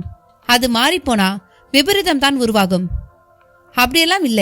நான் இங்க நல்லா இருக்கேன் திதி. இது தற்காலிகம். நீ நல்லா இருக்கவே முடியாது. நம்ம இனத்தை விட்டு விலகின யாரும் நல்லா இருந்ததே இல்ல. திதி, இப்படியெல்லாம் முட்டாள்தனமா பேசாதீங்க. நான் நல்லா இருக்கேன், வந்து பாருங்க தெரியும். இல்ல, நீ தப்பு செஞ்சதும் இல்லாம என்னையும் அதுல கூட்டு சேர்க்க பாக்குறியா? கொஞ்சம் பெரிய மனசு பண்ணுங்க திதி. எங்களை இனியும் பிரிச்சு வைக்காதீங்க. நான் எங்க வச்சேன்? நீ தானே பிரிஞ்சு போன. நீ பிறந்தப்பவே வீட்டு மேல இடி விழுந்தது. அதுக்கு அர்த்தம் இப்பல தெரியுது. அந்த திதியின் பேச்சை அதற்கு மேல் கேட்க பொறுக்காத கணேசராஜா ரத்தியிடமிருந்து போனை பிடுங்கி அதை அணைத்துவிட்டு, ரத்தி, இனி நீ இவங்க கூட எதுவும் பேசக்கூடாது. இவங்கெல்லாம் சரியான பழைய பஞ்சாங்கம், திருந்தாத ஜென்மங்கள். நான் தெரியாம உன் பிறந்த வீட்டை பத்தி பேசிட்டேன், சாரி என்றவன் மஞ்சுளாவை பார்த்தான். அவள் முகத்தில் பலவிதமான உணர்வுகள்.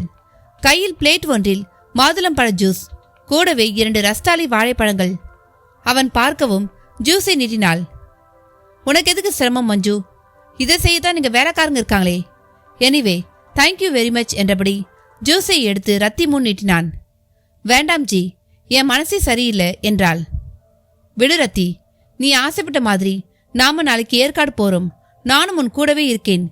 உன் அக்கா பேசின பதிலுக்கு நாம வாழ்ந்து காட்டித்தான் நிரூபிக்கணும். நாகவம்சம் அது இதுன்னு உளறிக்கிட்டு இருக்கவங்களுக்கு வார்த்தையில பதில் சொல்லக்கூடாது, வாழ்க்கையில தான் சொல்லணும் என்றான். அவளும் ஜூஸை வாங்கி குடிக்க ஆரம்பித்தாள். அப்பொழுது மஞ்சுவும், அத்தான் நீங்க வாழைப்பழத்தை எடுத்துக்குங்க என்றாள் மிக இதமான குரலில். நோனோ, இதையும் ரத்தியே சாப்பிட்டுட்டோம், எனக்கு வேண்டாம் என்றான் அலட்சியமான குரலில். இது ஆர்கானிக் வாழை, சாப்பிட்டு பாருங்க. நாங்க எல்லோரும் சாப்பிட்டோம், என்ன டேஸ்ட் தெரியுமா? வாழைப்பழத்திலையும் ஆர்கானிக்கா? எங்க கொடு பார்க்கலாம் என்று கணேசன் கேட்க மஞ்சுவும் ஆவலாக பழத்தை எடுத்து உரித்தே தரலானாள். உள்ளே அந்த வசிய மருந்து. அத்தியாயம் 43.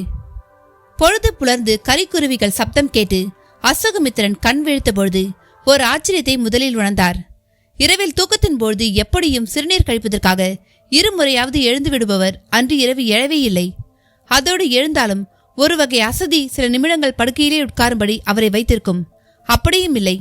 தேல் கடிப்பட்ட தொடைப்பகுதியில் மட்டும் ஒரு இறுக்கத்தை உணர்ந்தவர் உற்சாகமாக எழுந்தார். அதே உற்சாகத்தோடு கொல்லைப்புறம் சென்றபொழுது கணபாடிகள் எழுந்து குளித்து முடித்து சந்தி செய்தபடி இருந்தார்.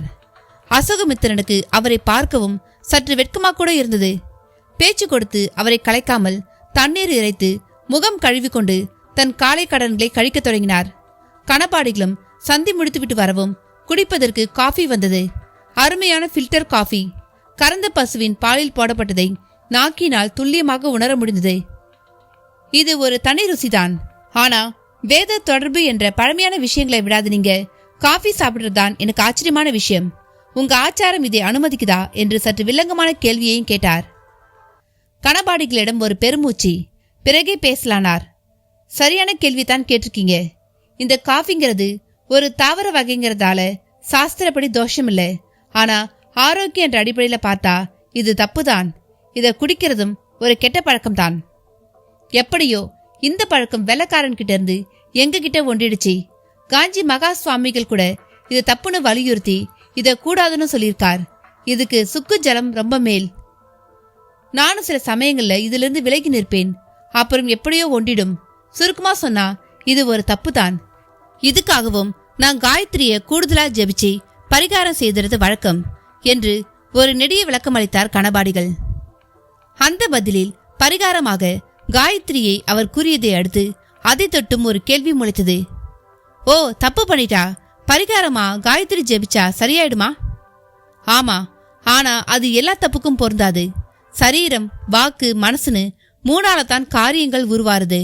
இதுல நாக்கு கட்டுப்படுத்தாம விட்டுறது ஒரு தப்பு. அடுத்து மனசால பொறாமைப்படுறது, தப்பா பேசிட்டுன்னு எவ்வளவோ இருக்கு. அதை உணரும்போது இப்படி காயத்ரி சொல்லி பரிகாரம் பண்ணிக்கலாம். பரிகாரம் பண்ண வழி இருக்கிறதாலேயே தொடர்ந்து தப்பு பண்ண தோணும் இல்லையா? அசோகமித்திரன் விடுவதா இல்லை. உண்மைதான் அசோகமித்திரன். பரிகாரம் பண்றதுக்கு தப்பே பண்ணாத மன உறுதிதான் பெருசு. எப்ப நீங்க இப்படி ஒரு கேள்வி கேட்டுட்டேலோ இனி நான் காஃபி குடிக்க கூடாது. இப்ப சொல்றேன், இதுதான் என் கடைசி காஃபி என்றார் கணபாடிகள். என்ன தப்பா எடுத்துக்காதீங்க, ஏதோ தோணினதை கேட்டேன்.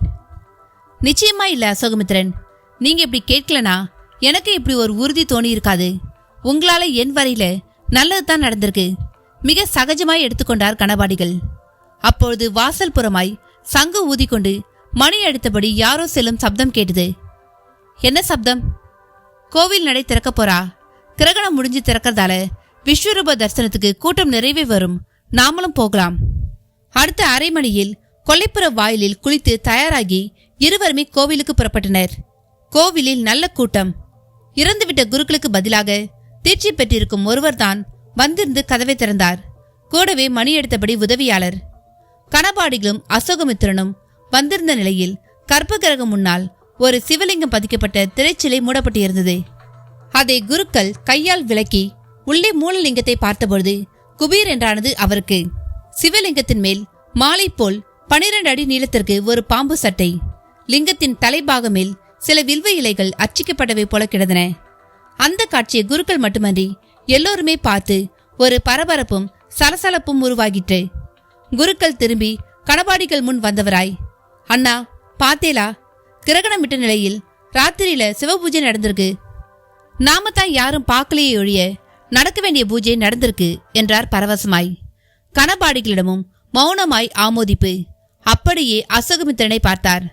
அசோகமித்திரன் உள்பக்கமாய் உற்று பார்த்து இருக்க குருக்கள் போய் அந்த சட்டையை எடுத்து வந்து ஒரு தட்டின் மேல் வைத்து பிடித்தபடி வர எல்லோரும் தட்டை தொட்டு கண்களில் ஒற்றி கொண்டனர். நீண்ட சட்டை, முகத்திலிருந்து வால் நுனி வர மிக துல்லியம், உள்ளே மட்டும் வெறு கூடு. அசோகமித்திரனை ஆச்சரியம், அதிர்வு என்று கலவையாக பல உணர்வுகள் ஆட்கொள்ளவும் செய்தது. என்ன அசோகமித்திரன், இதை எப்படி எடுத்துக்கிறதுன்னு தெரியலையா? ஆமாம், இருண்ட இடத்துல நடமாடுற ஒரு பாம்பு சட்டை உரிக்கிறது இயற்கை. கற்ப கிரகம் இருண்ட ஒரு இடம் தானே, அதனால இருக்கலாமோன்னு ஒரு எண்ணம்.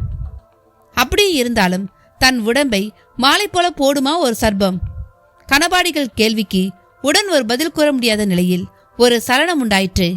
அப்பொழுது அந்த கூட்டத்தில் ஓரிடத்தில் அவரையே பார்த்தபடி மண்ணாங்கட்டி சித்தர் திரும்பவும் கண்ணில் படவும் சுரீர் என்றது அசோகமித்திரனுக்கு. இந்த முறை இவரை விட்டுவிடக்கூடாது என்றும் புத்திக்குள் ஒரு சிவப்பு விளக்கு எரிய தொடங்கியது. அந்த வாழைப்பழத்துக்குள் சாதுரியமாக தோலை கீறி உள்ளே வசிய மருந்தை செலுத்தியிருந்தாள் மஞ்சுளா. உற்று பார்த்தால் கூட தெரியாது. கணேசனும் அதை உணரவில்லை. ரத்தி எதிரில் வாகாக தோலை உரித்து வாழைப்பழத்தை சாப்பிட தயாரானான். ரத்தியும் ஜூஸ் குடித்தபடி அவனை பார்க்க அவனும் சாப்பிட்டான். அழகாக மென்றவன் நல்ல டேஸ்ட் என்றபடியே விழுங்கியும் முடித்தான். இன்னொரு வாழைப்பழமும் அதே போல் தயாராக இருந்தது. அத்தான், இதையும் சாப்பிடுக மஞ்சுளா சொல்ல அதையும் எடுத்து சாப்பிட்டு முடித்தான். குட் என்று விமர்சனம் வேறு செய்தான். மஞ்சு முகம் பெரியதாய் மறந்தது. தொலைவில் பார்ப்பது தெரியாதபடி பார்த்து கொண்டிருந்தாள் மஞ்சுவின் தாயான சுந்தரவல்லி. அவள் முகத்தையும் மகிழ்ச்சி தொற்றிக் கொண்டது.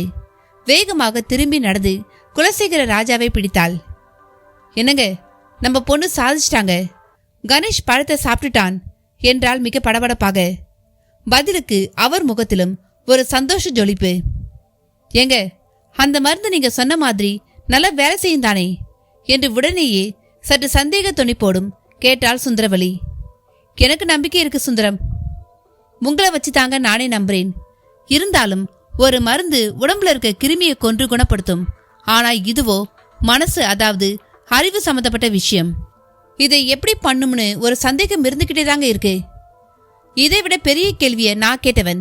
என் பாக்கெட்ல இருக்க ரூபா நோட்ல இருக்கிற நம்பரை ஒருத்தனால சொல்ல முடியும் போது இது முடியாதா? அது எப்படிங்க? அதான் வித்தை. இப்படியெல்லாம் வித்தைங்க இருந்தா நீங்க நானுன்னு யார் வேணா கத்துக்கலாமே. அப்புறம் நாம வச்சு தானே சட்டம். இப்ப நீ முடிவா என்ன சொல்ல வர சுந்தரம்? கணேசன் மயங்கி நம்ம பக்கம் சாஞ்சிடுவான் தானே? சுந்தரம்பாள் திரும்ப சந்தேக துணிப்போடு கேட்டிட கச்சிதமாய் மஞ்சுவும் அவர்கள் அருகில் வந்தாள். வந்தவள் ஒரு மாதிரி திமிராய் பார்த்தாள். மஞ்சு கண்ணு, நீ சாதிச்சிட்டா? நான் பார்த்துக்கிட்டே தான் இருந்தேன். ஆமாம்மா, சாதிச்சிட்டேன். அப்பா சொன்னதை நம்பி இறங்கிட்டேன். ஆசை அத்தான் மட்டும் மனசு மாறல என்று சற்று இழுவையாக குலசேகர ராஜாவை பார்த்தாள். அவள் இழுத்த விதமே கடூரமாக இருந்தது. மஞ்சு, நிச்சயம் அவன் மாறுவான், எனக்கு நம்பிக்கை இருக்கு. உங்க அம்மா தான் தொடர்ந்து சந்தேகப்படுறானா, நீயுமா என்று கேட்டு கை கொடு, ஆல் தி பெஸ்ட் என்றார். மஞ்சுவும் அவர் கை நீட்டியதற்காக பதிலுக்கு நீட்டினாள். சேர்வராயன் மலையின் குகை பகுதி. ஒரு பாறை மேல் தலைக்கீழாக சிரசாசனத்தில் இருந்தார் மாரப்ப வாத்தியார். கால்களை மடக்கி சப்பனமிட்டுக் கொண்டிருந்ததால் ஒரு மனித முக்கோணத்தை பார்ப்பது போல் இருந்தது ஜல்லிக்கு. போதிமுத்துக்கோ இப்படியெல்லாம் நிற்பதால் பெரிதாக என்ன கிடைத்து விடப் போகிறது என்கிற நினைப்பு அதை கேட்கவும் செய்தான். ஏ ஜல்லி, எதுக்கு இப்படி நிக்கிறாரு நம்ம குரு? எதுக்கா? நல்லா கேட்டப்போ, இப்படியெல்லாம் ஆசனம் போடாட்டி இந்த மலையில ஏறி இறங்கி ஒரு ஜோலியை பார்க்க முடியாது. உடம்பு உருக்கு கணக்கா இருந்தா தானே நல்லது. அப்ப நீயே இதையெல்லாம் பண்ணல? இதெல்லாம் பிஞ்சிலிருந்தே வரணும், நடுவுல வந்தாலும் பிடிச்சிக்கிறது கஷ்டம். அப்ப நம்ம குரு சின்ன பிள்ளையிலிருந்தே இதெல்லாம் செய்யறாரா? பின்ன இவங்க குடும்பமே மாய பண்டித குடும்பம்ல. மாய பண்டித குடும்பமா? அப்படி ஒரு பேரா? பிறவு கம்பளத்தார் பண்ணாடியார் மாதிரி மாய பண்டிதருங்க. இவங்க தங்களோட ரத்த சம்பந்தம் இல்லாத யாருக்கும் தங்களோட வித்தியை சொல்லித்தர மாட்டாங்க. அப்ப நம்ம வாத்தியாருக்கு பிறகு இது அவ்வளவுதானா? அப்படித்தான் எனக்கு தோணுது. ஏன்னா வாத்தியாரோட மகன் எவ்வளோ சொன்னாலும் இதெல்லாம் எனக்கு வேணாம்னு சொல்லிட்டு இப்ப காலேஜ்ல படிச்சுட்டு இருக்கான். அட, வாத்தியாருக்கு குடும்பம்லாம் இருக்கா? நல்லா கேட்டப்போ இப்போ கூட 20 கோடியை கேட்டது நமக்காக மட்டுமில்ல, பையன் பொண்ணு பொண்டாடிக்காகவும் தான். அப்படியா? அப்படியே தான். வாத்தியார சாதாரணமா நினைச்சிடாத. அவர் மனசு வச்சா தங்கமே செய்வாரு. ஆனா அதுக்கு ஒரு விஷயம்தான் தடைன்னு சொல்வார். தங்கம் செய்யறதா? இது என்ன ஜலி, புதுசா என்னென்னமோ சொல்ற? ஏன், நீ ரசவாதம் பத்தி எல்லாம் கேள்விப்பட்டது இல்லையா? ரசவாதமா? இந்த உடம்புக்கு வருமே மூட்டுவாதம், அந்த மாதிரியா? சரியான மக்குனி. ரசவாதம் என்பது சித்த வித்தை. இரும்பு கல்லு மண்ணுன்னு எதையும் ரசவாதத்தால தங்கமா மாத்திடலாம். நெசமாவா? நீ பாம்பு விஷம்னு புத்துக்குள்ளேயே கிடந்துட்ட. பள்ளிக்கூட பக்கமும் போகல. அதான் நான் சொல்ற எல்லாமே உனக்கு பெருசா தெரியுது. ஆமாஞ்சலி, நான் இங்க வந்து வாத்தியார பார்த்த பிறகுதான் நானெல்லாம் பெரிய வேஸ்ட்னே புரிஞ்சுக்கிட்டேன். அது சரி, தங்கம் செய்ய ஏதோ தடைன்னு சொன்னியே, அது என்ன? அது என்னன்னு கேட்டா தன் உடம்பை காட்டி நான் தாண்டா அதுக்கு தடைன்னு சொல்வாரு. எப்படின்னு கேட்டா உனக்கு சொன்னா புரியாதுடா. நம்ம உடம்பு கூட ஒரு மூலிகை மாதிரி தான். குணத்தை வச்சுதான் இதுக்கு மதிப்பு. நான் கறி மீனுன்னு தின்றவன். என் உடம்பு வெறும் மாமிசம்.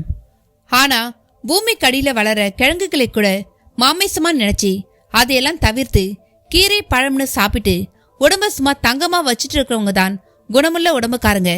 அவங்களால வேணும்னா ரசவாதம் பண்ண முடியும்னு சொல்வார். எம்புட்டோ இருக்கு.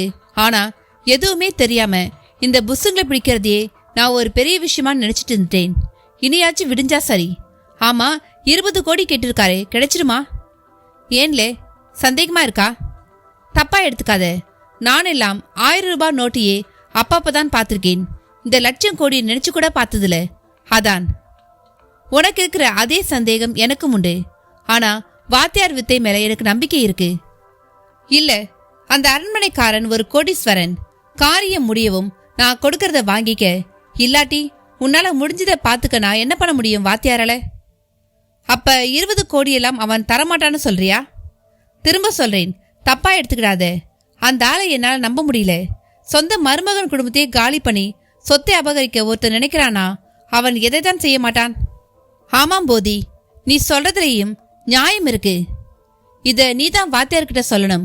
வாத்தியார் உஷாரா இல்லாட்டி அவ்வளோதான். போதியும் ஜல்லியும் பேசியபடி இருக்க ஆசனம் போட்டது போதும் என்பது போல் பழைய நிலைக்கு திரும்பி பாறை மேல் இருந்து ஒரு குதி குதித்து இருவரையும் நோக்கி வந்தார் வாத்தியார். இருவரும் பேச்சு நிறுத்தி கொண்டு அவரை பார்த்தனர். என்னலே, பணம் வருமா வராதன்னு சந்தேகமா இருக்கா? கச்சிதமாக கேட்டார் வாத்தியார். ஆமாங்க ஆசானே, அந்த பணக்காரன் எதையும் செய்ய துணிஞ்சவனா இருக்கான். அதான் போதிக்கு கொஞ்சம் சந்தேகமா இருக்கு. அவன் துணிஞ்சவனா? அப்ப நான் யாரு?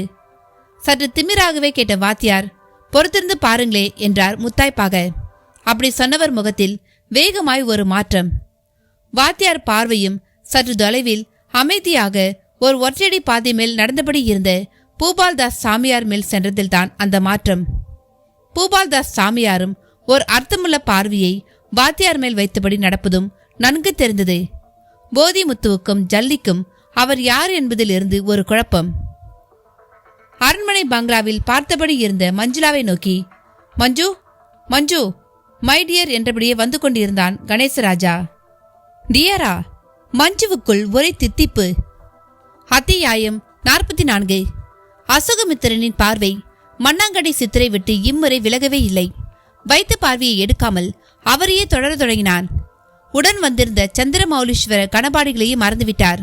அவருக்கும் அந்த வினாடிகளில் அசோகமித்திரன் மேல் கவனமில்லாமல் போனது. இவை எல்லாமே யதார்த்தமாய் நடப்பது போலவும் இருந்தது. ஓர் இனம் புரியாத சக்தி வழிநடத்துவது போலவும் இருந்தது. மண்ணாங்கட்டி சித்தர் கூட்டத்தை விட்டு விலகி கோவிலையும் விட்டு விலகி கோவிலின் பின்புறமாய் ஒரு மதில் சுவரை முட்டி சென்று நின்றார். அங்கே ஒரு பவழமல்லி செடி வளர்ந்து மரமாகிட முயன்று கொண்டிருந்தது. அதன் பின்னே சென்றவரை மரம் மறைத்தது. அவரை கண்ணிமைக்காது தொடர்ந்து வந்த அசோகமித்திரனுக்கு சற்று அதிர்வாய் இருந்தது. வந்த வேகத்தில் செடியின் பின்புறம் சென்று பார்த்தபொழுது அவரை காணவில்லை. மிக ஏமாற்றமாகிவிட்டது. எப்படி இவ்வளவு வேகமாய் மறைந்தார் என்ற கேள்வியுடன் மேலும் கீழும் என்று நாலாபுரமும் பார்த்தபொழுது மதில் சுவருக்கு கீழே ஒரு துவாரம். அந்த துவாரத்தில் ஒரு பாம்பின் வால் பகுதி மட்டும் தெரிந்து பின் அதுவும் மறைந்தது. அந்த காட்சி ஒரு பகீர் உணர்வை உருவாக்கி குப்பென்று வேர்க்கவே வைத்துவிட்டது. ஒருவேளை அந்த பாம்பு அவதானோ என்று தன்னிச்சையாக கேள்வி எழும்பியது. அந்த மதில் சுவரின் மறுபக்கம்தான் அந்த பாம்பு சென்றிருக்க வேண்டும் என்று எட்டி பார்த்தார்.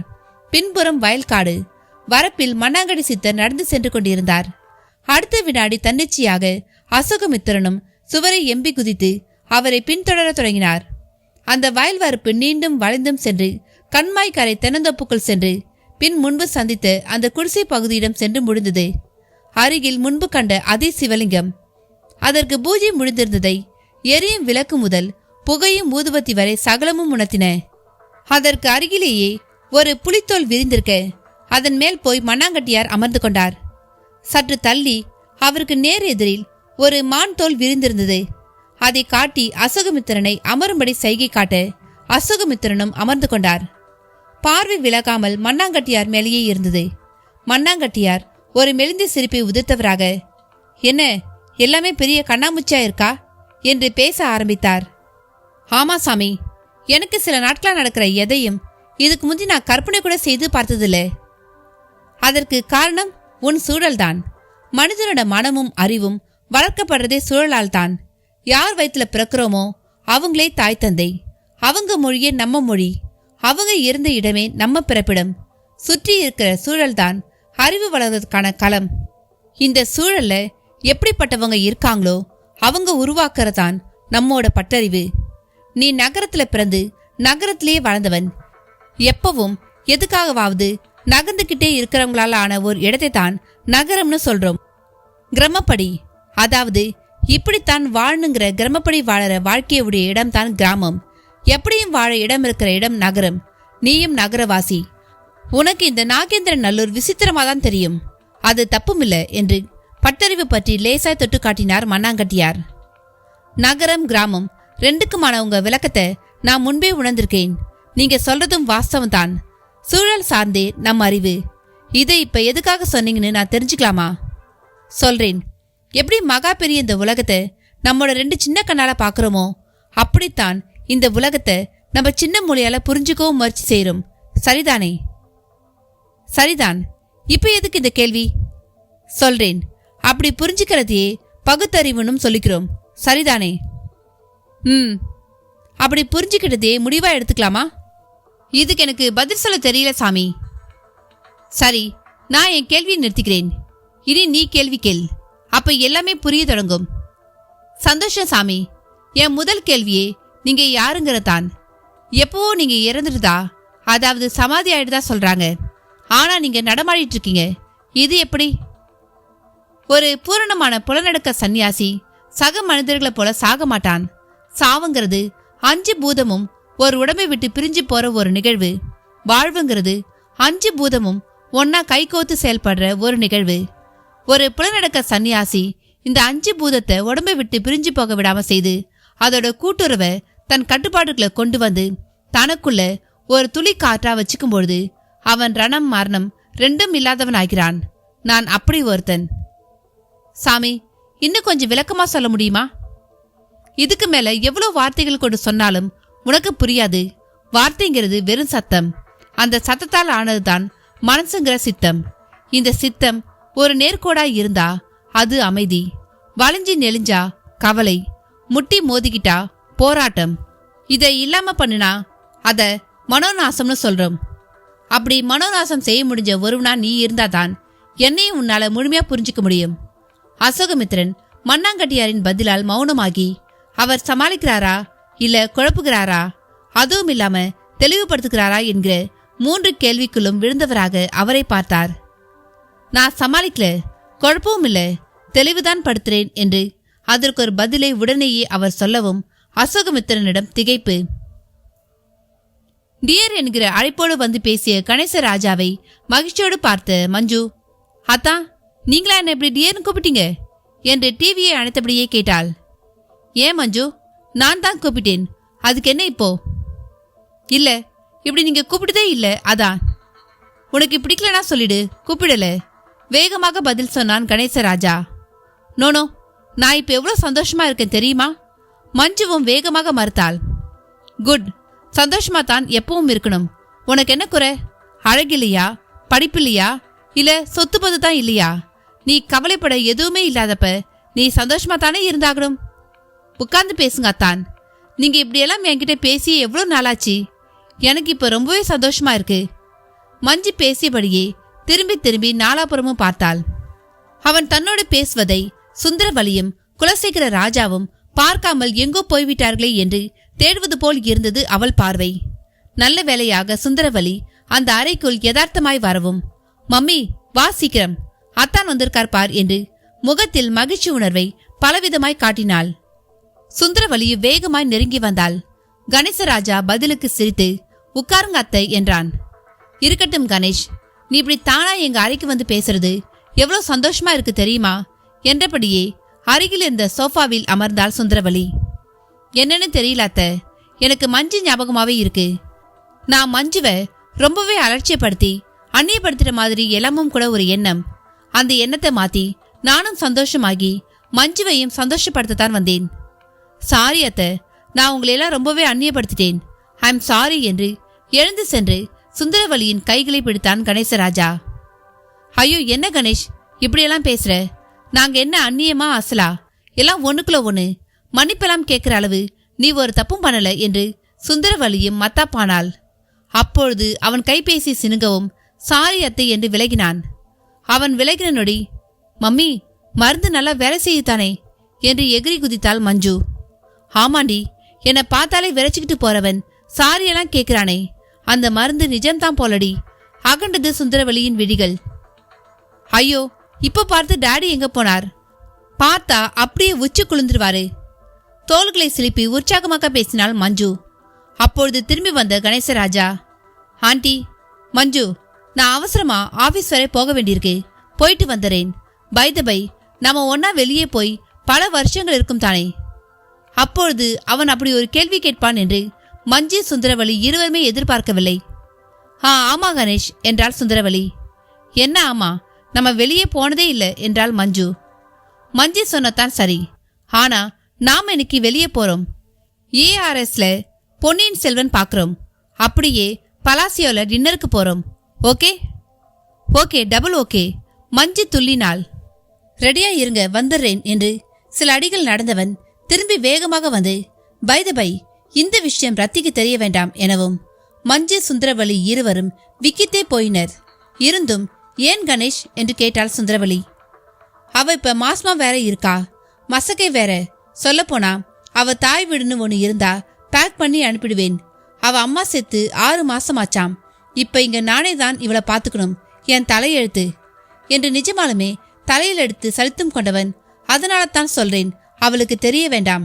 நீங்க மட்டும் வாங்க, நான் ஆபீஸ்ல இருந்து போன் பண்றேன். உங்க கார்ல ஆபீஸ்க்கு வந்துருங்க. அங்க இருந்து என் கார்லயே தியேட்டருக்கு போயிடலாம் என்ன என்று படபடவென்று பேசினான். சரி கணேஷ், அப்படியே செஞ்சிடலாம். ஆனா ஒண்ணு. என்ன அத்தை? நீ சந்தோஷமா இருக்க ஆசைப்படுற, இதுல நான் எதுக்கு? மஞ்சு மட்டும் வரட்டுமே, அவரும் வேற இல்ல என்று மிக விவேகமாய் ஒரு பிட்டை போட்டாள் சுந்தரவலி. சரி அத்தை, உங்களுக்கு விருப்பமில்லாட்டி விட்டுருங்க. ஆனா மஞ்சு கட்டாயம் வரணும். என்னமோ தெரியல, என் மனசுக்குள்ள மஞ்சு விஸ்வரூபம் எடுத்துக்கிட்டே போறா. இன்ஃபேக்ட் இப்ப நீங்க என் கையில தாலியை கொடுத்து கட்டிடானா கட்டிடுவேன். ஆனா எனக்கு தான் அதுக்கு முகமே இல்ல. ரொம்பவே இதுக்கு முந்தி எடுத்தறிஞ்சு பேசிட்டேன் இல்ல? அவன் கேள்வி சுந்தரவலியை அப்படியே தூக்கி ஒரு பனிப்பள்ளத்தாக்கில் போட்டது போல் உணர செய்தது. கணேஷ், அப்படியெல்லாம் பேசாத. இப்ப எது கெட்டு போச்சு? நீ இப்படி சொன்னது எனக்கு எவ்வளவு சந்தோஷமா இருக்கு தெரியுமா? உங்களுக்கு ரொம்ப பெரிய மனசாத்த. இது எனக்கு இவ்வளவு நாளா தெரியவே இல்லை. போகட்டும் மஞ்சு, நீ மட்டும்தான் வரப்போறேனா இப்பவே என் கூட வரலாமே. சரியாத்தான், இதோ ஒரு நிமிஷத்துல உடைய மாத்திக்கிட்டு வந்துடுறேன். அப்ப நான் வெளியே கார்ல காத்திருக்கேன். நீ ஓசைப்படாம வந்து ஏறிக்கோ. ரத்தி கண்ணில் மட்டும் பட்டுடாத. அவன் சொல்ல சொல்ல மஞ்சுவுக்கு உலகமே அவள் வயப்பட்டு விட்டது போல் இருந்தது. படு வேகமாய் ஓடினாள். வார்ட்ரோபில் வவ்வால்களால் தொங்கிக் கொண்டிருந்த ஆடைகளில் ஒன்றை வேகமாக தேர்வு செய்து அணிந்தும் கொண்டாள். அதே வேகத்தில் கண்ணாடி முன் சென்று அழகு பார்த்து லிப்ஸ்டிக் தடவி கொண்டு வாசல் புறம் ஓடத் தொடங்க அதை ஹாலில் இருந்த கைலாச ராஜாவும் கஸ்தூரியும் கூட பார்த்தனர். ஓரிடத்தில் பிளைவுட் டெக்கரேஷன் செய்தபடி இருந்த டிடெக்டிவ் வின்சென்டின் கையாலும் இருந்து பார்ப்பது தெரியாமல் பார்த்து கொண்டிருந்தான். ரத்தி இதையெல்லாம் கவனிக்கிறாளா என்று பார்ப்பதற்காக சுந்தரவல்லி வந்தாள். அவளது அரைக்கதவு மூடியே இருந்தது. அப்பாடா என்று அவளை சொல்லவிட்டது. மஞ்சு வெளியேறி காரில் ஏறப்போன பொழுது கார் முன்னே தியா கையில் பந்தோடு வந்து நின்றாள். காரை எடுக்க தங்கிய கணேசராஜா காரை விட்டு இறங்கி, தியா உள்ள போய் விளையாடு என்று அவளை தூக்கிச் சென்று உட்பக்கம் விட்டான். டாடி, நானும் உங்க கூட வரேன் டாடி என்றாள் தியா.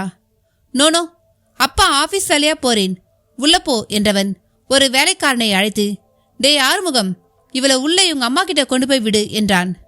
அவனும் பணிவாக வந்து தியாவை தூக்கி கொண்டு சென்று அரைவாசலில் விட்டு பணிவாக கதவை தட்டினான். ரத்தியும் சோர்வாக கதவை திறந்தாள். பாப்பாவை பார்த்துப்பீங்களாம், ஐயா சொன்னாரு என்றான். தியாவும் உள் நுழைய கதவை திரும்ப தாழிட்டாள் ரத்தி. மிக சோர்வாக இருந்ததால் முகத்தில் கூந்தல் கலைந்து விழுந்து மூடியது. அப்பொழுது மம்மி, டாடி அந்த மஞ்சாண்டி கூட கார்ல எங்கேயோ போறாங்க என்றாள் தியா. அடுத்த நொடியே சுருக்கென்றது ரத்திகி. மஞ்சு ஆண்டி கூடையா என்று அழுத்தம் கொடுத்து கேட்டாள்.